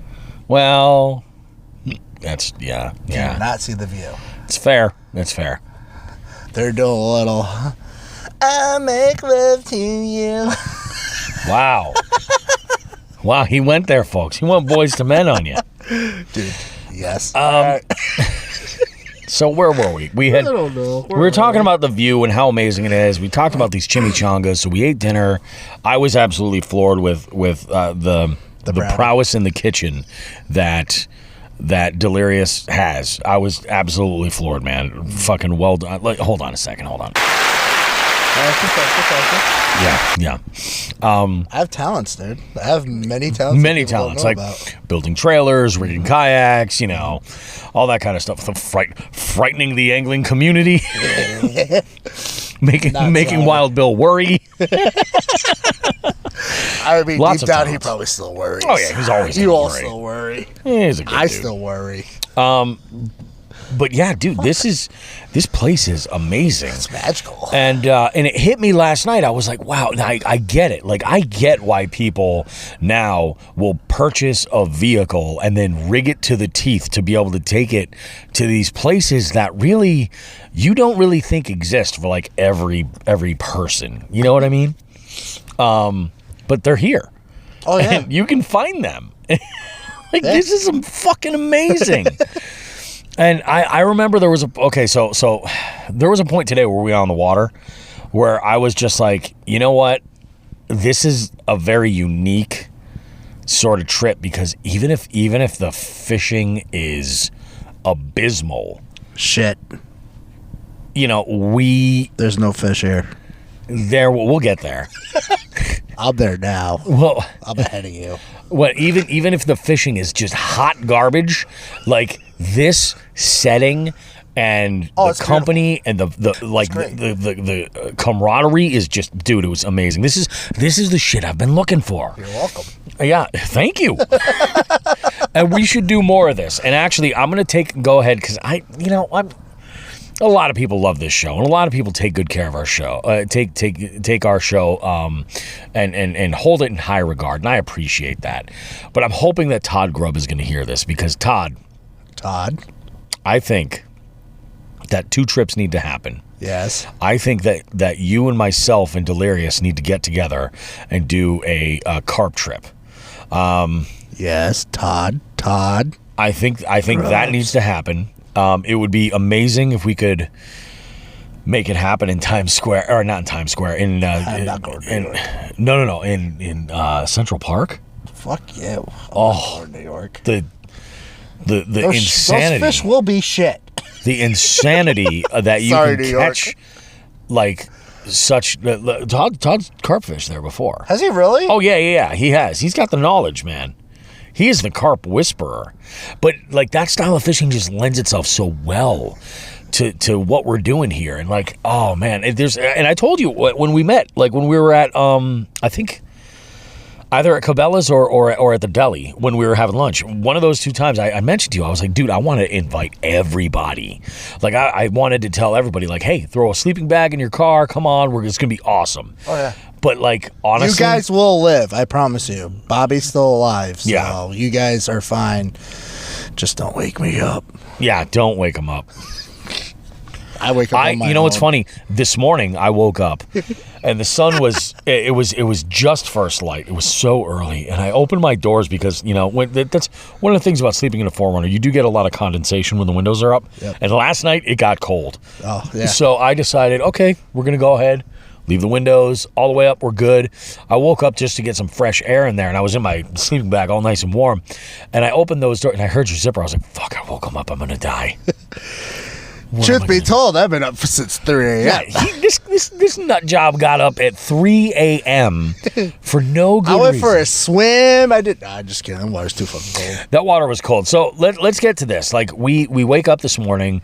The coals were still the embers were going in the fireplace. Like yeah, so we threw a couple of logs on. It's still going right now. Too. Yeah, we threw a couple of logs on, and made some coffee. Which shout out to Essalon Roast for my wife. We ran out, and I had errands actually in the Amherst area, so I had gone and picked some up, and I was talking with the gentleman behind the counter, and he was like, "Oh, he's like, why are you only grinding one and not the other?" I said, "Oh, well, at home we have whole bean all the time." I said, "But I'm camping, so I don't have a grinder, for camp yet." I said, "But I said, so I'll take this one," and he's like, "Oh, he's like." You know what? He's like, "What's the brew style?" And I said, "Percolator." He's like, I'll take this one. He goes, "But I'm going to give you some of our Colombian." He's like, "I think for percolated coffee, it's one of the best." And that motherfucker was not lying. He knows his coffee. He knows his shit. He knows his coffee. Yeah, and it was awesome. Good. It was good coffee. Yeah, I'm psyched to make coffee again in the morning. I really am. So we get up, we're having coffee, and it is cold, man. Like you could see your breath. It was cold. I'm wearing a hoodie and shorts. He's wearing a hoodie and shorts. I was a mess. Dude, I was wearing wool socks. I took my jeans off. I was wearing my boxers and like, what was I wearing for a shirt? A winter hat and like, it was just, I was a mess. Was it a flannel? I think you were wearing a flannel. No, this is what I slept in. Was it a t-shirt? It was a t-shirt. You know what? Yeah. It was that Grubbs t-shirt, actually. Yeah. That's what it was. And I slept. Full circle, Todd Grubbs. Yeah, exactly. It's all coming together. Todd Grubbs. Let's go camp. Let's go camping right now. And then the other trip, Todd, is Death Valley. I think D would be great for that. Us in the desert. Death fucking Valley. Awesome. So word death. Yeah, it's fun. Me. Yeah. Death Valley. There's a giant machine in the sky. And underwater. What? There is. There's no fish here. So we have our coffee. Everything's good. The sun's coming up. And we're like, okay, let's go ahead and get ready. Well, when we had arrived, we beached our boats and put them right there so they were ready to go. We were on the water at what, like 8? Yeah, it was early. It was, yeah, it wasn't. It wasn't real early. It was no. like 8. It was like 8. It was like, I think it was right around like 8 o'clock, something like that. Because really, I'll be honest with you guys, I was just waiting for like the air temp to get up a little bit more. So we had, got everything prepped and we had rigged up our boats and, we had taken our time to do all of that stuff. Everything was calm. It was, I'll tell you, and I was concerned because of that, because I knew that we were expecting some wind today. 12 miles an hour is what was on the forecast. And it showed up, but it showed up around 10 a.m. Yeah. It showed up. I thought I was at the ocean. And it was tough. And I mean, out here, like we're in a little bay. And it's, when I say little bay, that's a vast exaggeration of the size. It's enormous. That's huge. So it's all this open area, and like this wind is just pummeling you. And I was like, oh, we can go try this over here. And I'm like, this looks good. There's a drop off that I like over here. It was getting sketchy though. And that's the thing. I think that we made the right call. And well, not just that, we had rocks everywhere. Oh, yeah. Well, like we were getting shoved into the shallows quick. There were some rock piles that came up so fast that were so high. You'd be screwed. Like, yeah, oh, absolutely. So it was a little bit, it was tough. It really was. Creek. We ended up deciding to go to that other pond that was recommended to us from the folks at the tackle store, because we're like, listen, why don't we let's just fucking do it. We popped both boats on the trailer that I came up with, and we took a ride over to this spot, and we sent it at 11 o'clock, and it was fine. And we got out there, and like, yeah, there was definitely some wind. It wasn't calm, but it wasn't bad. Yeah. And then the wind really started hammering. It got pretty bad. Like, once we launched, it was like, all right, this is fine, and then we discovered how large this pond is. Yeah, I mean, in comparison to Moosehead, yeah, it's not like Moosehead, but it's much larger than we were like, holy fuck. Yeah. So we probably covered about maybe a third to a half I covered a lot because you stayed in that one area and I just went. Yeah, basically once that with the walkie-talkie. Yeah. Yeah, Bobby, I'm going down here real quick. That worked out to be really, really good. So, but we fished until about 5:30. And then I think we went, so I mean, we were on the water for a good 6.5 hours. It's good tonight. I'll still be up at 3 in the morning. And that freaking run back to the ramp was draining. Dude, yeah. It was draining because it was just fighting the wind the whole time. It was blowing right into us. But, we got there. We did fish over by the ramp for about 30 or 40 minutes, which is pretty cool. Yep. I'm glad we did because we kind of sold it a little bit more. But what I want to get to is that Delirious has a theory about this place that we fished. Why don't you share that theory, D? These fish are fake. They're animatronics. Yeah. There's no real fish here. It's all stories. It's all tall tales to tell by campfire. It's interesting, yeah. It's bullshit. Yeah. Fucking being told, there's 4 or 5 pound smallies in there. If you catch them, kill them because they're invasive. I have... Bullshit. I when those dudes said that there's like 5 pounds, oh yeah, you're gonna get 5 pound smallies left and right. I take all that with a grain of salt. I never ever invest any real amount into that because I just come on. They lied to us twice if you think about it. Oh, there's never windy there. Oh yeah, that's right. Fuck you. Yeah, it was. I did rescue you too twice. You did. I'm not just an asshole. No, you're not. You're not. You were there for me in my time of need. I'm a fucking saint. Yeah, you are. With devil horns. Deal with it. Like Hellboy. Hellboy's awesome. Yeah. But which one? The comic one? Then yeah. Not the movie one. He's a bitch. Well, the movie ones usually are a bitch. They are. Because they have to be. Yeah, they're bitches. So we got on there, and what's interesting, so your boy Bobby Roast Beef apparently caught 3 animatronic fish. They're fake. I saw it. I saw the sparks coming out of their wires. Well, what was interesting side of the lake was that the 2 smallmouth hit the same bait in the same type of area because they're fake, shallow, right up next to. And I'm guessing that those rocks must be like giant batteries. They wirelessly charge. They're like Teslas. I think that's what it is. They wirelessly charge and then they dart out after, idiots. Yeah, I think you're right. I think that's exactly what's going on. See, and then I got, man. I'll tell you what, I caught my first laker like 2 years ago, my first lake trout.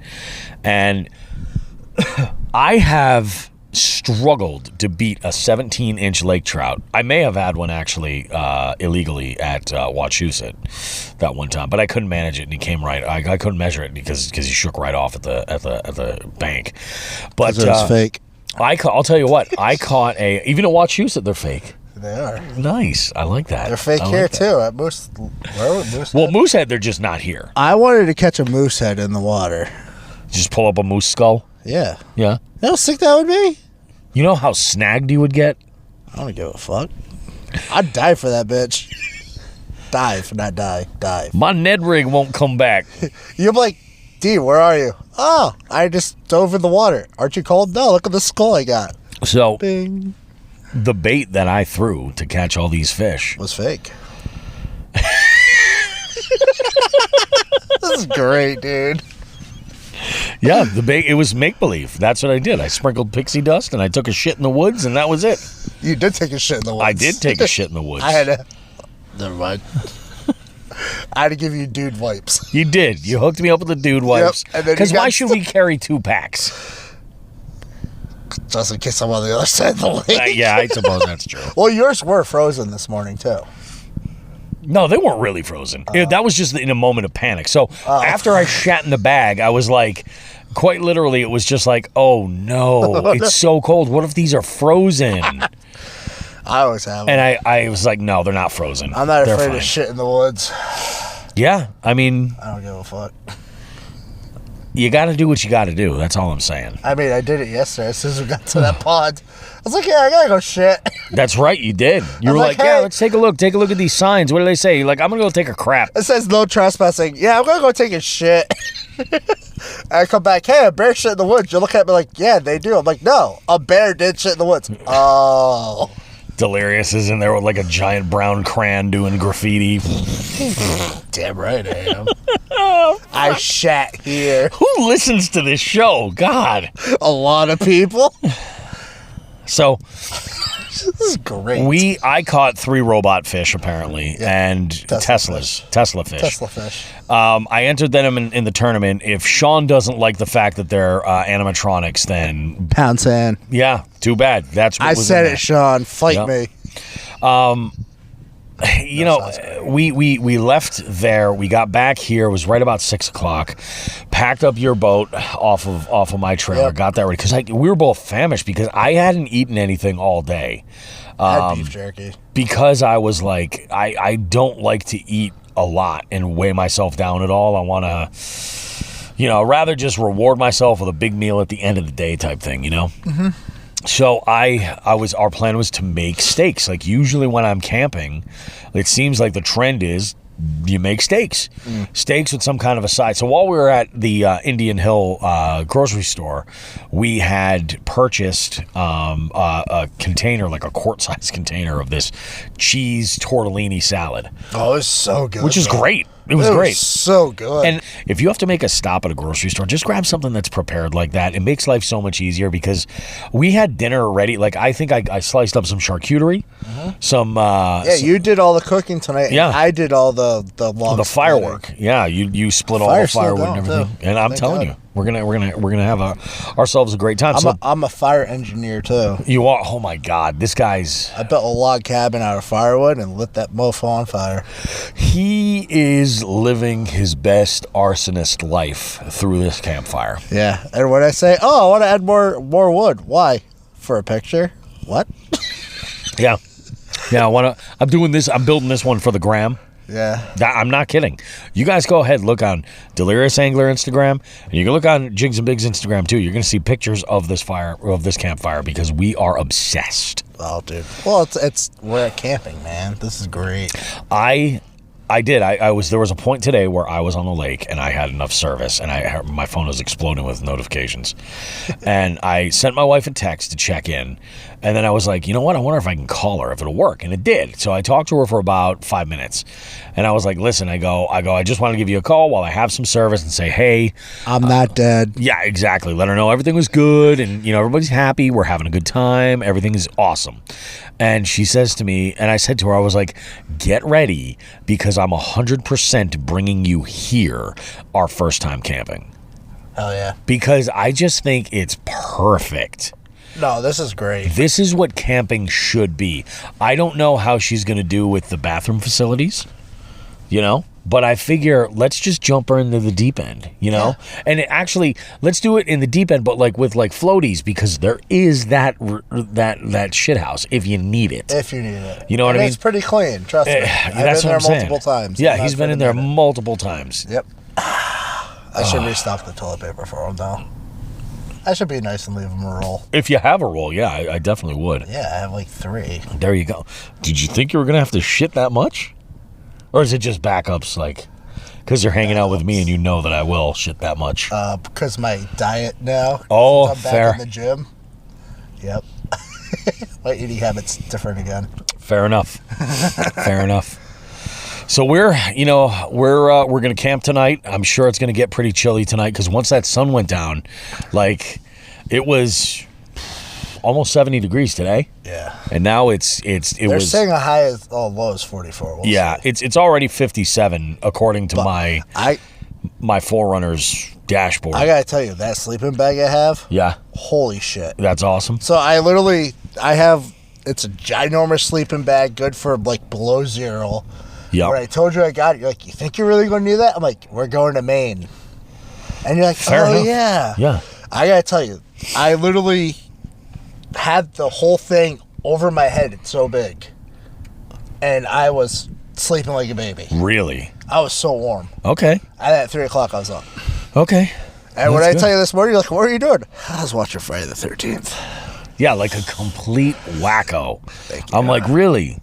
You just needed that Crystal Lake storyline to feel good about yourself. Well, the funny thing is, when I woke up, I realized I was wearing a Crystal Lake t-shirt. Ah. Didn't even plan it. I just woke up, threw on the old, because 5G, my phone still works on like yours. Yep. Yeah, fancy. Yeah. Don't ask me hang how. on a second. This is for my phone. Fuck you, Verizon. Well, that's funny because I have Verizon. Fuck you, 4G. Sorry. I do live in the boonies, so my phone's like, I got you. Don't worry. Yeah, you're going to need this. You're going to need this. You gonna need this. Just in case. You gotta call 911. Why would I do that? I don't know. I don't know what to tell you. Help me. No. I think that we have a pretty amazing experience here, and I think that we need to do this more often. No, this is great. I told you I want to take you to Vermont. Yeah, I'd love that, man. That place is sick. Yeah. And that you said that's a state park, right? Yeah, and you camp right in the mountains. I told this story. They'll tell you, oh, there's bear sightings. Oh, that's cool. No, like today, there's bear sightings. And I got to so this was in 2019. I show up. They go, hey, just so you know, there's been bear sightings, so just be careful. Okay, that's cool. No, as in this morning, there's bear sightings in our campground. Oh. I get up to my campground, and you can see the tree just mangled from a bear scratching its back all over it and clawing it. It's like, sick, and I'm sleeping in a tent. Yeah, let's do this. Gonna make Smokey the Bear my bitch. I'm gonna make Bigfoot my bitch. Bigfoot's already my bitch. I'm Sasquatching it. This is great stuff. This is great stuff. This is really great stuff. We haven't had a conversation on here in a while since I disappeared for a bit on social media. I know. It's been a hot minute. Yeah. Now, do you have any plans to, like, get more engaged now that it's, summertime and the ice is off the water and all that? No. No? You're just rolling with it, having a good time? I'm just doing whatever I want now. I think that's how it just should be. We had the conversation last night. Yeah, I agree. I think 6 years of pouring my blood, sweat, and tears in this shit. And, yeah, we're not going to go there right now. Oh. Fuckers. I think that I'm just doing it for fun now. I don't care if I decide I want to put content out there, it'll be out there. But as of right now, I literally don't give a shit. It's like kind of like what Wild Bill Running said. Yes. He said that this year he's not doing tournaments, and instead he is focusing more on just like fishing with friends. And I think personally, that is the best. No, it's great. I really do, because it's like, I get it. I mean, it's easy for me to say because I really don't really have the interest in tournament angling, though I will say this. I want to give a big thank you to everybody right now, and I'm sure you guys are going to get this a million times in this episode, but we're at 40 people in the multi-species scavenger hunt for the month of May, and you guys have until the 8th, which, if you're listening to this podcast, sorry, it's too late, but that number could go up is what I'm getting at. As we're recording this, it's only the 6th. So that number could actually go a little bit higher. Who knows? Yeah, who knows? But, yeah, man. That's great stuff, man. It was I'm really not great. in it. Sorry. I'm not in it. No, you're not in it. I'm not in it. No. There's fake fish here today. There are fake fish. Like you. I don't know how I manage. I know. You just use the right battery connector. I think that might have been it. You know what it was? I was throwing that inline spinner with ductor to kind of attract them. Exactly. Well, they used to put copper pennies in houses when the fuse blew. Yeah, of course. So there you go. Mystery solved, ladies and germs. Thanks, Tesla. Fucking Tesla. Oh, my goodness. No, it's been a great coming out here and doing this. I think camping and shit. I really do. Like, I mean, when I say I get it, like I did not understand it before. Now you understand. Seeing it firsthand. It hit you last night when you're sitting in the chair, the fire's rolling. You're like, oh my God, I fucking get this now. And it was the skyline. You had an It was epiphany, the view, dude. the full moon, all of it. Like, I couldn't believe it. Look at how dark it is. Well, tonight. it really hit you when I said you just need to stop and listen. And you literally stopped and you listened. I'm like, you hear that? And you're like, I fucking get it now. Yeah. Yeah, you're right. Have been open. We're hearing all the wildlife happening all around, because the sound just carries across the lake. Yeah, you heard the peeper frogs. You heard coyotes last night. You hear moose I've yet to see one and fight one, but Yeah. you hear them. It'll be interesting to see you fight one. I want to fight one bad. I definitely do. And it's so funny because I've on this show, you can go back and listen to the episodes, and they've all been cool in their own way. But like this one trip specifically here, finding a place to camp based on like seeing it and then tracking it down on a map and then figuring it out and determining all this, like that's the fucking overlanding. Like we're totally reliant on our vehicles. Yeah. You know, that's what makes it like overlanding. And I was floored with it. I'm just like, fuck, this is amazing. And then you brought the Psycho with you. Hello. Well, you got to keep it spicy. You know what I mean? Yeah. Why is it spicy? It's so spicy. Yeah, personalities are out big time tonight. Oh, hey, you can see the stars again. Holy shit. Yeah. It really is. It's so unbelievably dark. I don't see the moon anywhere. Is it time for bed for you, dude? No, I don't know. I'm just keep fucking yawning. beat. I know. I got to have another Why one don't of you those. go jump in the water? I got to have another one of those confections. Let's talk about water temperature. Dude. The water temperature when It's we left at weird. Moosehead. It was like 46. It was 46 degrees. Yeah. It was frigid. I had was my cold. waders going, my hip was cold. waders. You know, it was It's not the coldest water I've been in, but it's cold. No, it was like really 34, cold. That was like 34, 36 when I got flat. Totally fuck. And the water last week Was 34. was 34. That's what I had seen on that. So in a week fishing- it went up 12. that Facebook group. I had seen that. So yeah, it had gone up a good chunk. But then Yep. we go to Prong Yep. and it's 50 to 57 degrees in areas. Yeah. Like, what the fuck? Yeah. It was much, but again, like it's not super surprising because that pond is nowhere near the size Oh, of no, Moosehead. this is huge. And in fact, I'm not sure, but I think that pond at the deepest point, Moosehead, is 10 times as deep. Yeah, I think the deepest there is like 27, I think you found. Yeah, something like that. I mean, it's still pretty deep. I got to look but at a not map to this. know. I mean, there could be like a 40-foot pocket somewhere, Oh, but could still, be. I think the deepest hole in Moosehead is something like 245 feet. Yeah, don't dive down there. Might No. be some bodies. Might be some bourbon. Oh, yeah. Yeah, might be some bourbon. Bourbon. No, cusk bourbon. Oh. The fish. I thought it meant like bourbon barrels. They've got a distillery down there, 250 feet down below the surface. I mean, you have Tesla. It's a bunch of fish and- snorks, and they're making booze. They're bootlegging hooch. A bootlegging hooch, dude. Fucking fish and me. Can I also just say this about That's why you overlanding? can't catch them. They're all fucking cocked off their asses. I bet you're right. They're all in fucking AA All right, throwing I'm gonna chips down. swim this way away from the bite. Be like, structure, fuck structure. I did, while we were fishing at Moosehead today, I was throwing around, was it a paddle tail swim bait or was it, I forget what it was. Yeah, it might have been a paddle tail swim bait. And this crawdad grabs the back of the plastic. And I'm like thinking nothing of it, right? It gets over the boat, but I was like, oh wait, let's take a look at the colors. And I look at the colors and it was like kind of like dark brown, like a reddish brown and like pink on the outside, like just That's where pretty the cool, under the though. shirt. Yeah, it was really cool. I was like, okay.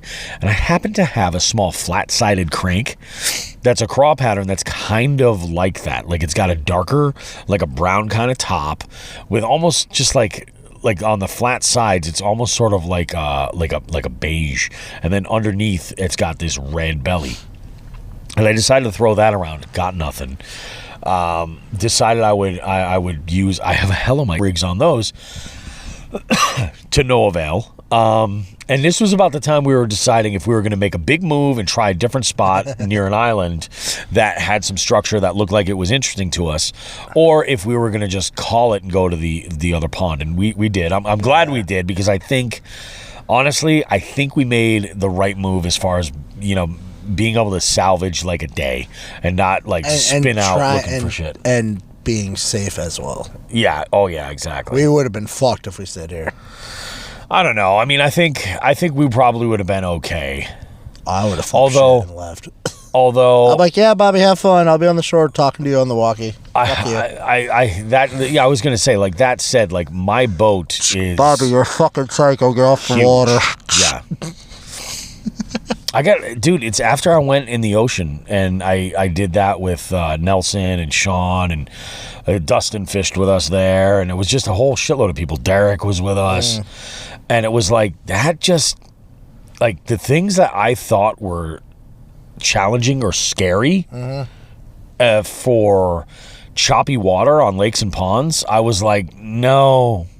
I was really fucking scared in the ocean, man. But you also haven't been flipped in freezing cold fucking water. Not in freezing. I've flipped my kayak. I've been in fucking cold water. Yeah, never in freezing cold water. Yeah. If the water temperature is like 70, I've been fine. I would be like, yeah, let's fucking do it. But I don't think you would have flipped, though. Do you not know me?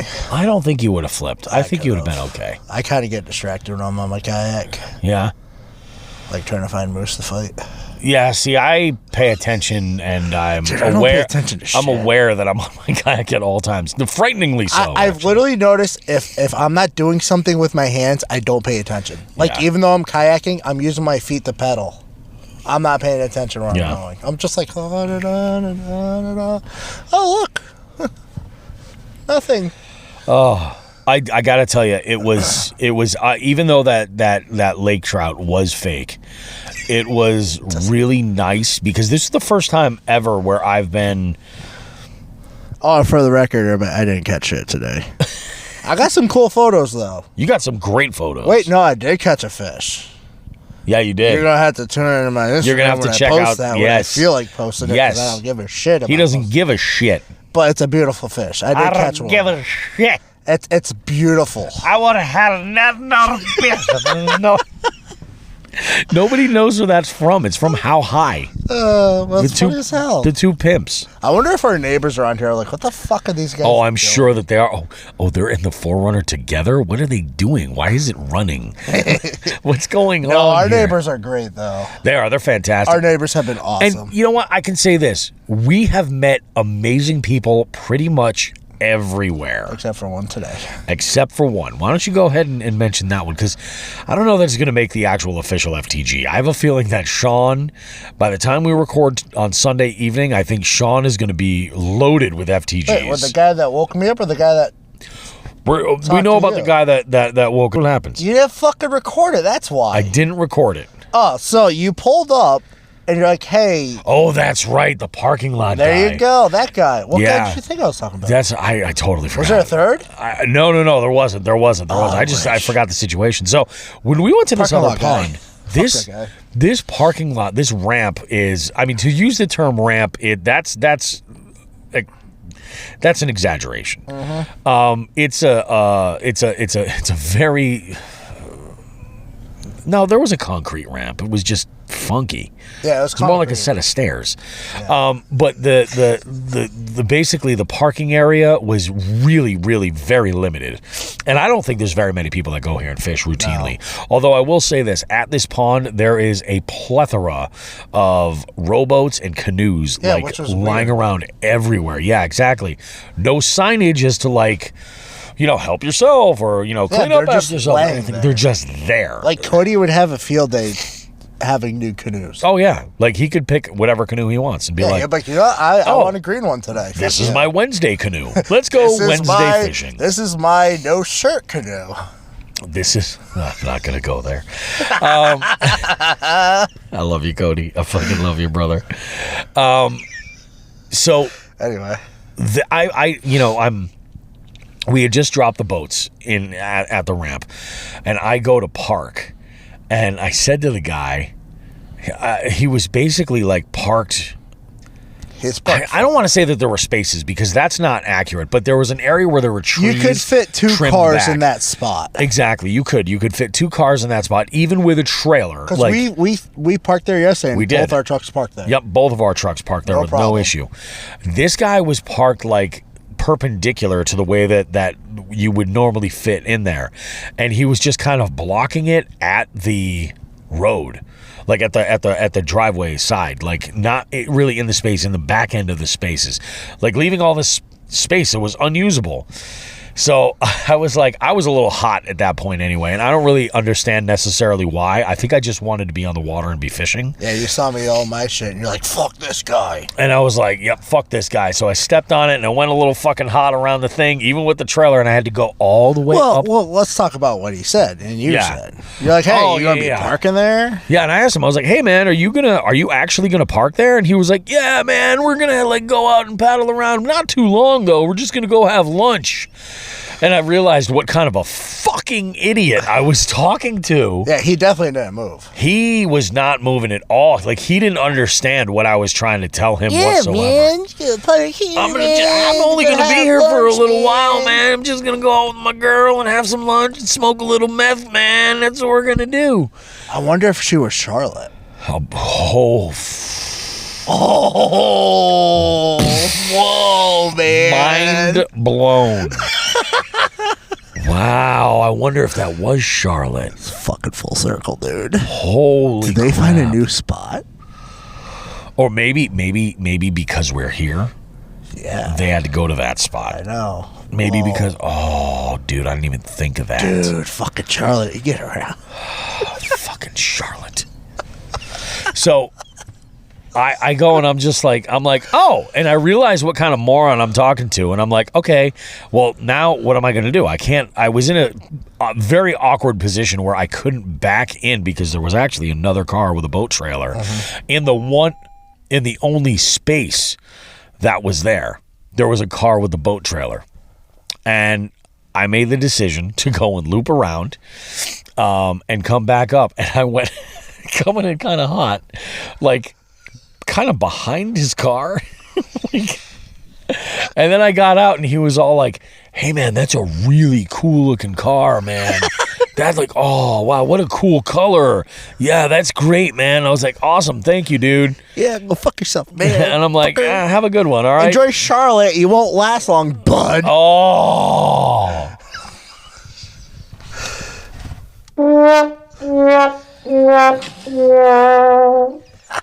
I love the classics. I like to bring the classics out for this kind of stuff. I love how everything's been coming full circle this whole It really has. It really has. Like, mind blown. Let's just if there's one thing that I need to say that I'm really kind of amazed by in terms of as far as in terms of overlanding and, you know, really going off grid with this, it's the dust. Dude, it's all over your truck. It is crazy. Inside your truck. I opened the lift gate and then I went to shut it and, like, you know, it just yeah, all over the place. So yeah, I gotta walk. Your cool color truck needs a bath, man. It does need a bath. We'll give it a bath. It'll be fine. Send it. Unbelievable. What a great trip, man. Dude, still got been great. One night. We're going to get up tomorrow. We're going to make more of this amazing coffee. Yep. We're going to have some breakfast. We're going to Fire's chill. still going, too. Fire's still Kinda. going. We're going to have to put more wood on. Oh, yeah. We're probably going to throw some wood on in the morning, potentially, too. But I think we should wrap this segment right here and just go and enjoy this campfire and the rest of our night. And then we'll have breakfast and all that stuff. And you guys will get if anything crazy happens, you're going to hear about it in the intro of the show. But I definitely just wanted to kind of have this conversation with Delirious. Hi. And kind of like talk about the whole trip and everything that we've been doing. I kind of been messing with Bobby too. So I have this weird thing that if someone says certain words, it triggers something in my head where I start singing random songs. About 5 songs I've got stuck in your head already. At least there's the laundry, and it started this morning with the most random song. Adam's Family. Yeah, and I'm like, I forget, was I getting dressed? I think I was getting dressed, and I was like, dun-dun-dun-dun. You're like, why am I singing Adam's Family? I said, you're welcome. Yeah. Deal with it. Fucking A. And then there was a Queen one. I mean, the list goes on and on and on. It was a little ridiculous, but hey, we made it happen. That'll you can put that in anybody's head. That's so easy. I know. That's yeah. That ain't It nice. just happened. Well, we got in the truck before we started recording. You said something. I started going off with another song. I said, fuck, I gotta stop. Yeah. I have issues if you guys know. Oh, party on, Wayne. Party on, guys. Party on. All right, let's go ahead. We'll wrap this up. We're going to enjoy our campfire, guys. I'm going to put down a couple more Liquid Death mango chainsaws. I'm going to put down some more water, maybe some Starry. Yeah, and I'm probably going to use this commode here one more time. Yeah, I actually can't wait to go to sleep. Hopefully I can sleep past 3 a.m. I hope you can, too. If not, I'll be watching Friday the 13th Part 2. Gross.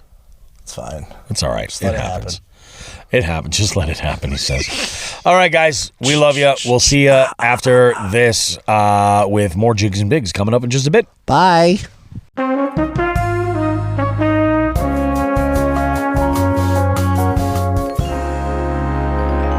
I love that intro music. It makes me feel good, like we completed something, like making podcast greatness. I feel that's appropriate. Guys, thanks for sticking around for this is like the late portion of the show. You guys made it to the end. This is where the magic happens. That was a great segment with Delirious. I love hanging out with that guy. He is awesome. We had such a good time in Maine, and we definitely plan on doing this again. We talked about the idea of maybe doing a trip carp fishing with Todd Grubb. In fact, I made the suggestion in there that maybe we go to New York City and carp fish at Central Park. And Delirious doesn't like that idea. He doesn't like cities. Like, all right. Not for everybody. They're not for everybody. No. I know.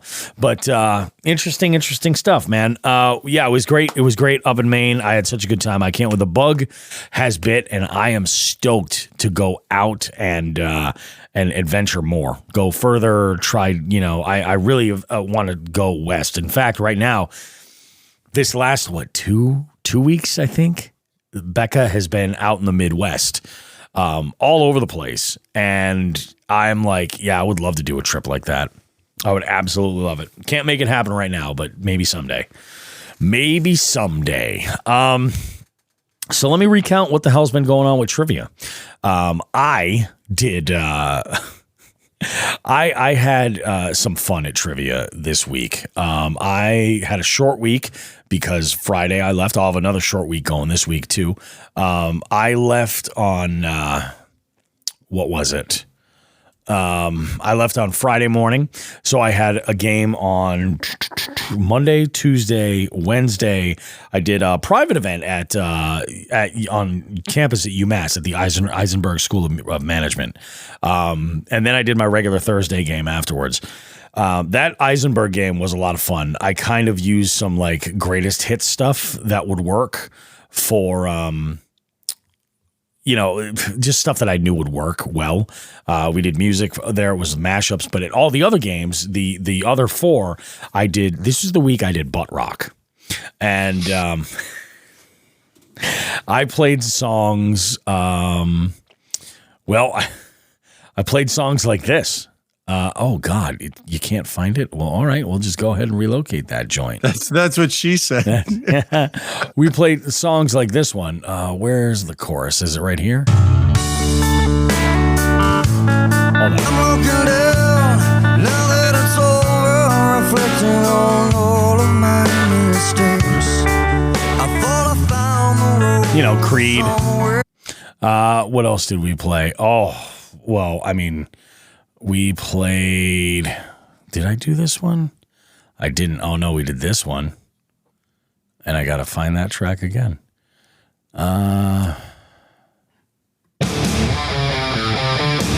You know this one, Shawn?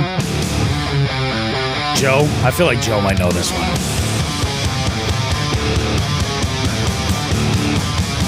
Hold on. No one really knows if she's drunk or if she's stoned.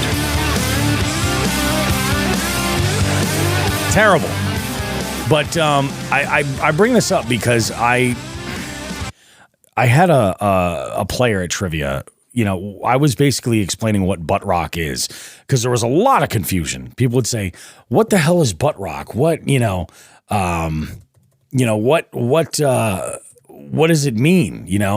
And I came up with a handful of definitions.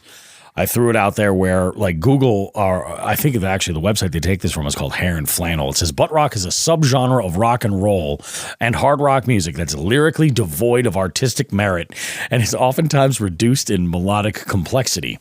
Butt rock peaked in 2005 when the Super Chieftains of butt rock, Nickelback, released the song Photograph off their 5th studio album, All the Right Reasons.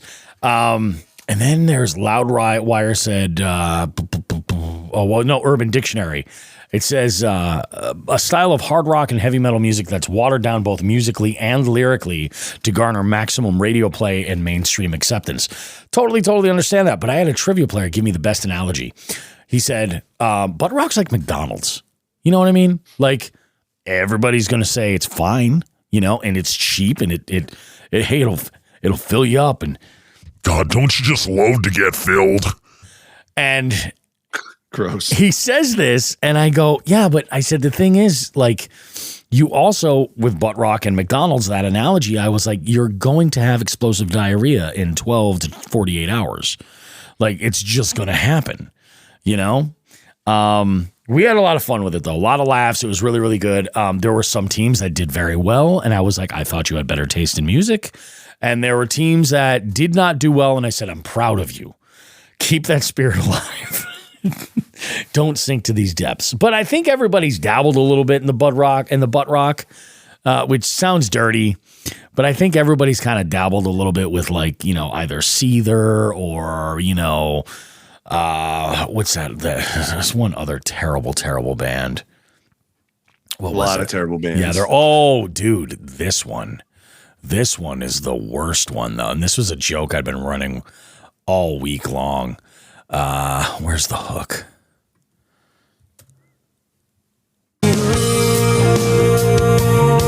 Let me see if I can find one. Oh, here we go.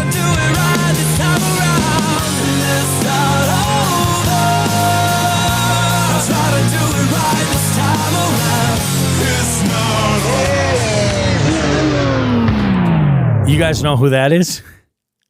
No. That is Puddle of Mud? That is Daughtry. Puddle of Mud was on the list too. But that is Daughtry. And I made a little joke. I said, what's impressive about Daughtry is this. And I said, no, not the fact that he was on American Idol. Because who gives a shit about that? I said, what's impressive about Daughtry is he somehow made a subgenre of a subgenre.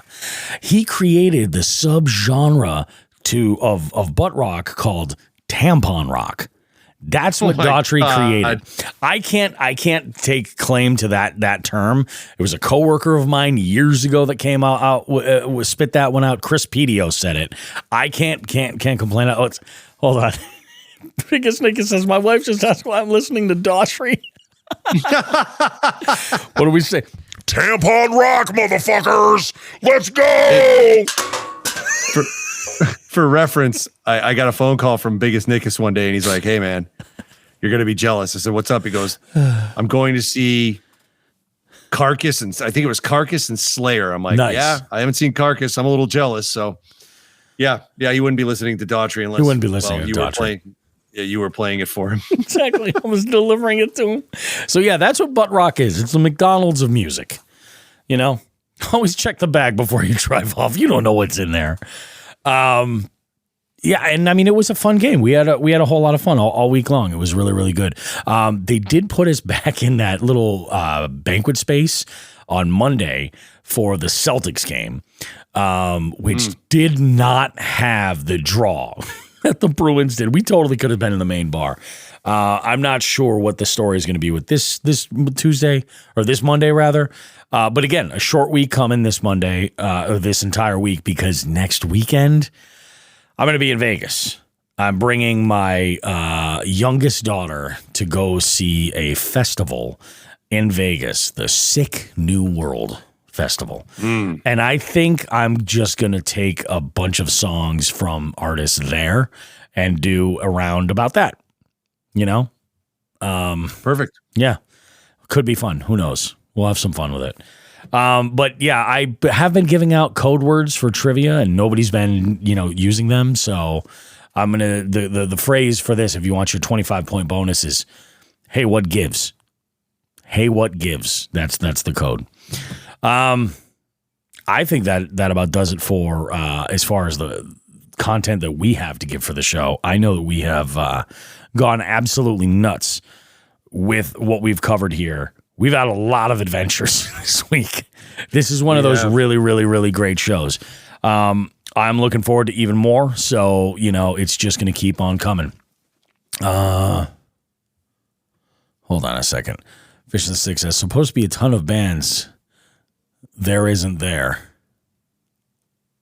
Supposed to be a ton of bands there, isn't there? Yeah, there is. There's a shit ton. And actually, it's one of these festivals where it's all one day, which means that there's going to be a ridiculous number of stages, and there's no way you're going to see the ones, like Delaney really wants to see System of a Down, but she wants to see all the big headliners. And I'm like, I don't know how that's going to work, honey. We might have to make some choices. The Melvins are going to be there. I'm kind of stoked about that. I'm also interested in seeing Turnstile. They're interesting. And there's some other stuff like there's some butt rock. Chevelle is there. Ooh. Chevelle. Fucking gross. What was the name of this festival again? The Sick New World Festival. Sick New World lineup. Let me see what we got here, Bobby. I might throw something your way if there's some underground metal shit you might not have heard.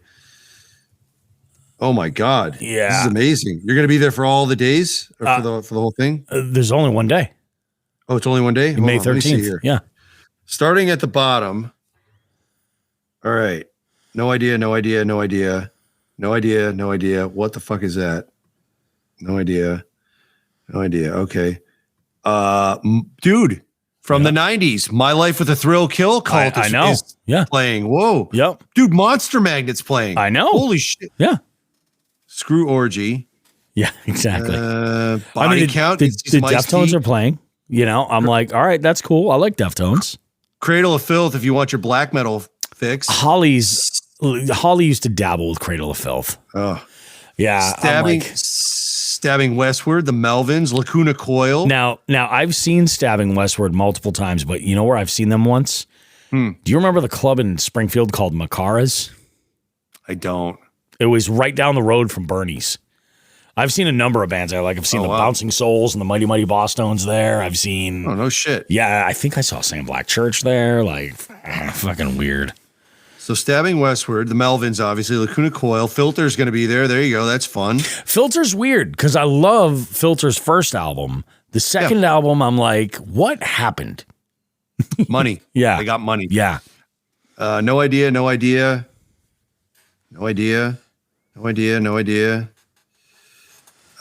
Alien Ant Farm. There you go. Not interested.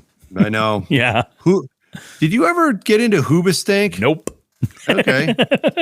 Seven Dust. There you go. Now I've actually worked a show that Seven Dust played.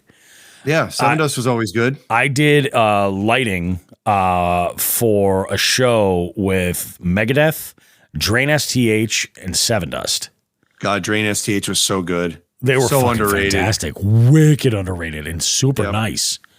Yep. Super nice. And then one of them married Tony Iommi, and he was like a renowned fucking wife beater in the 80s. Oh yeah. That's a great idea, Yep. So Soulfly, excellent. Kitty. Oh, Soulfly is playing. That could be fun. Spirit Box, Killing Joke, KMFDM. There you go. KMFDM is interesting. Cold Chamber, Skinny Puppy. There you go. Old school. Yeah, Holly likes Skinny Puppy. Ministry. Check. I know. You know what's weird though? It's like Ministry. Have you seen Ministry lately? Yes, I have actually within the past 10 years. Yeah, within the last decade, it's what is going on. But I will tell you, there is an album. I forget the title off the top of my head, but there is an album that Ministry put out, and it's all covers. Yes, and there's a cover of Roadhouse Blues from The Doors, but it's industrial. That. Oh my God, it's so good. It's so good. You know what, dude? I might even have it on this hard drive, tell you the truth. So continuing on, we're almost done here. Mr. Bungle. Are you going to go check out Mr. Bungle? Yes, I am. That's one of the bands I'm interested in seeing. Flyleaf, Death Grips, Papa Roach. Avoid Papa Roach. Yeah. The Chevelle is there, dude. Chevelle is there. Yeah, I wasn't joking about that. Because there's a Spotify playlist. Korn, Yep. Korn, System of Downs, Deftone. I'll tell you what, I seen Korn twice. I saw them at the height of their popularity in 1997. Yep. And then I just saw them. They were headlining that Alice in Chains tour a couple of years ago. And I looked ahead at the set list and I said to my brother, I go, dude, right after Alice in Chains is done, they're opening with Blind. I'm like, we can leave.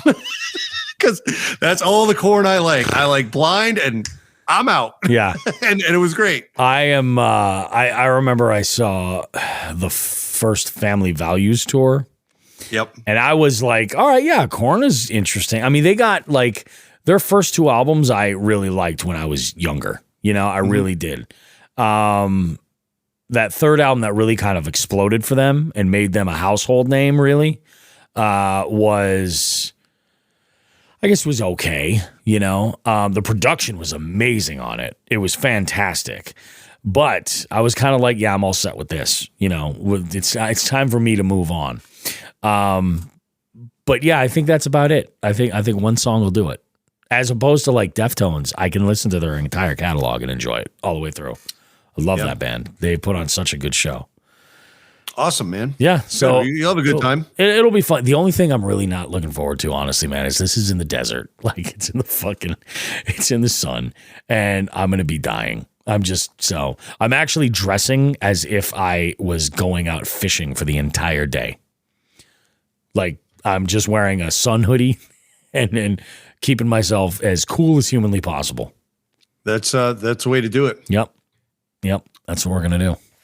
All right. Let's go ahead and we'll wrap this sucker up. Do you guys have anything you want to throw in here? No, I'm tired. All right. I'm exhausted too. It's getting late. Samesies.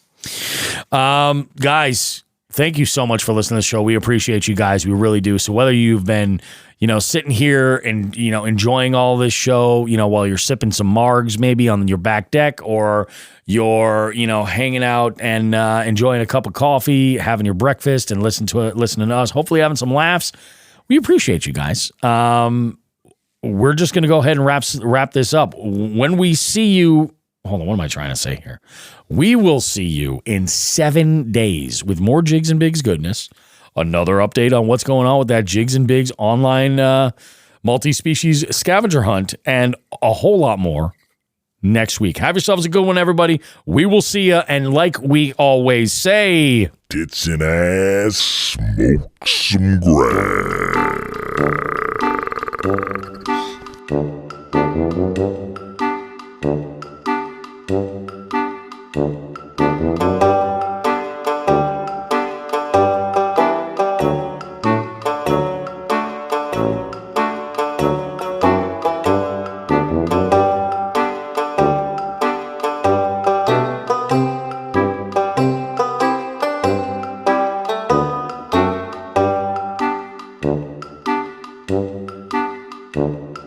Thank you.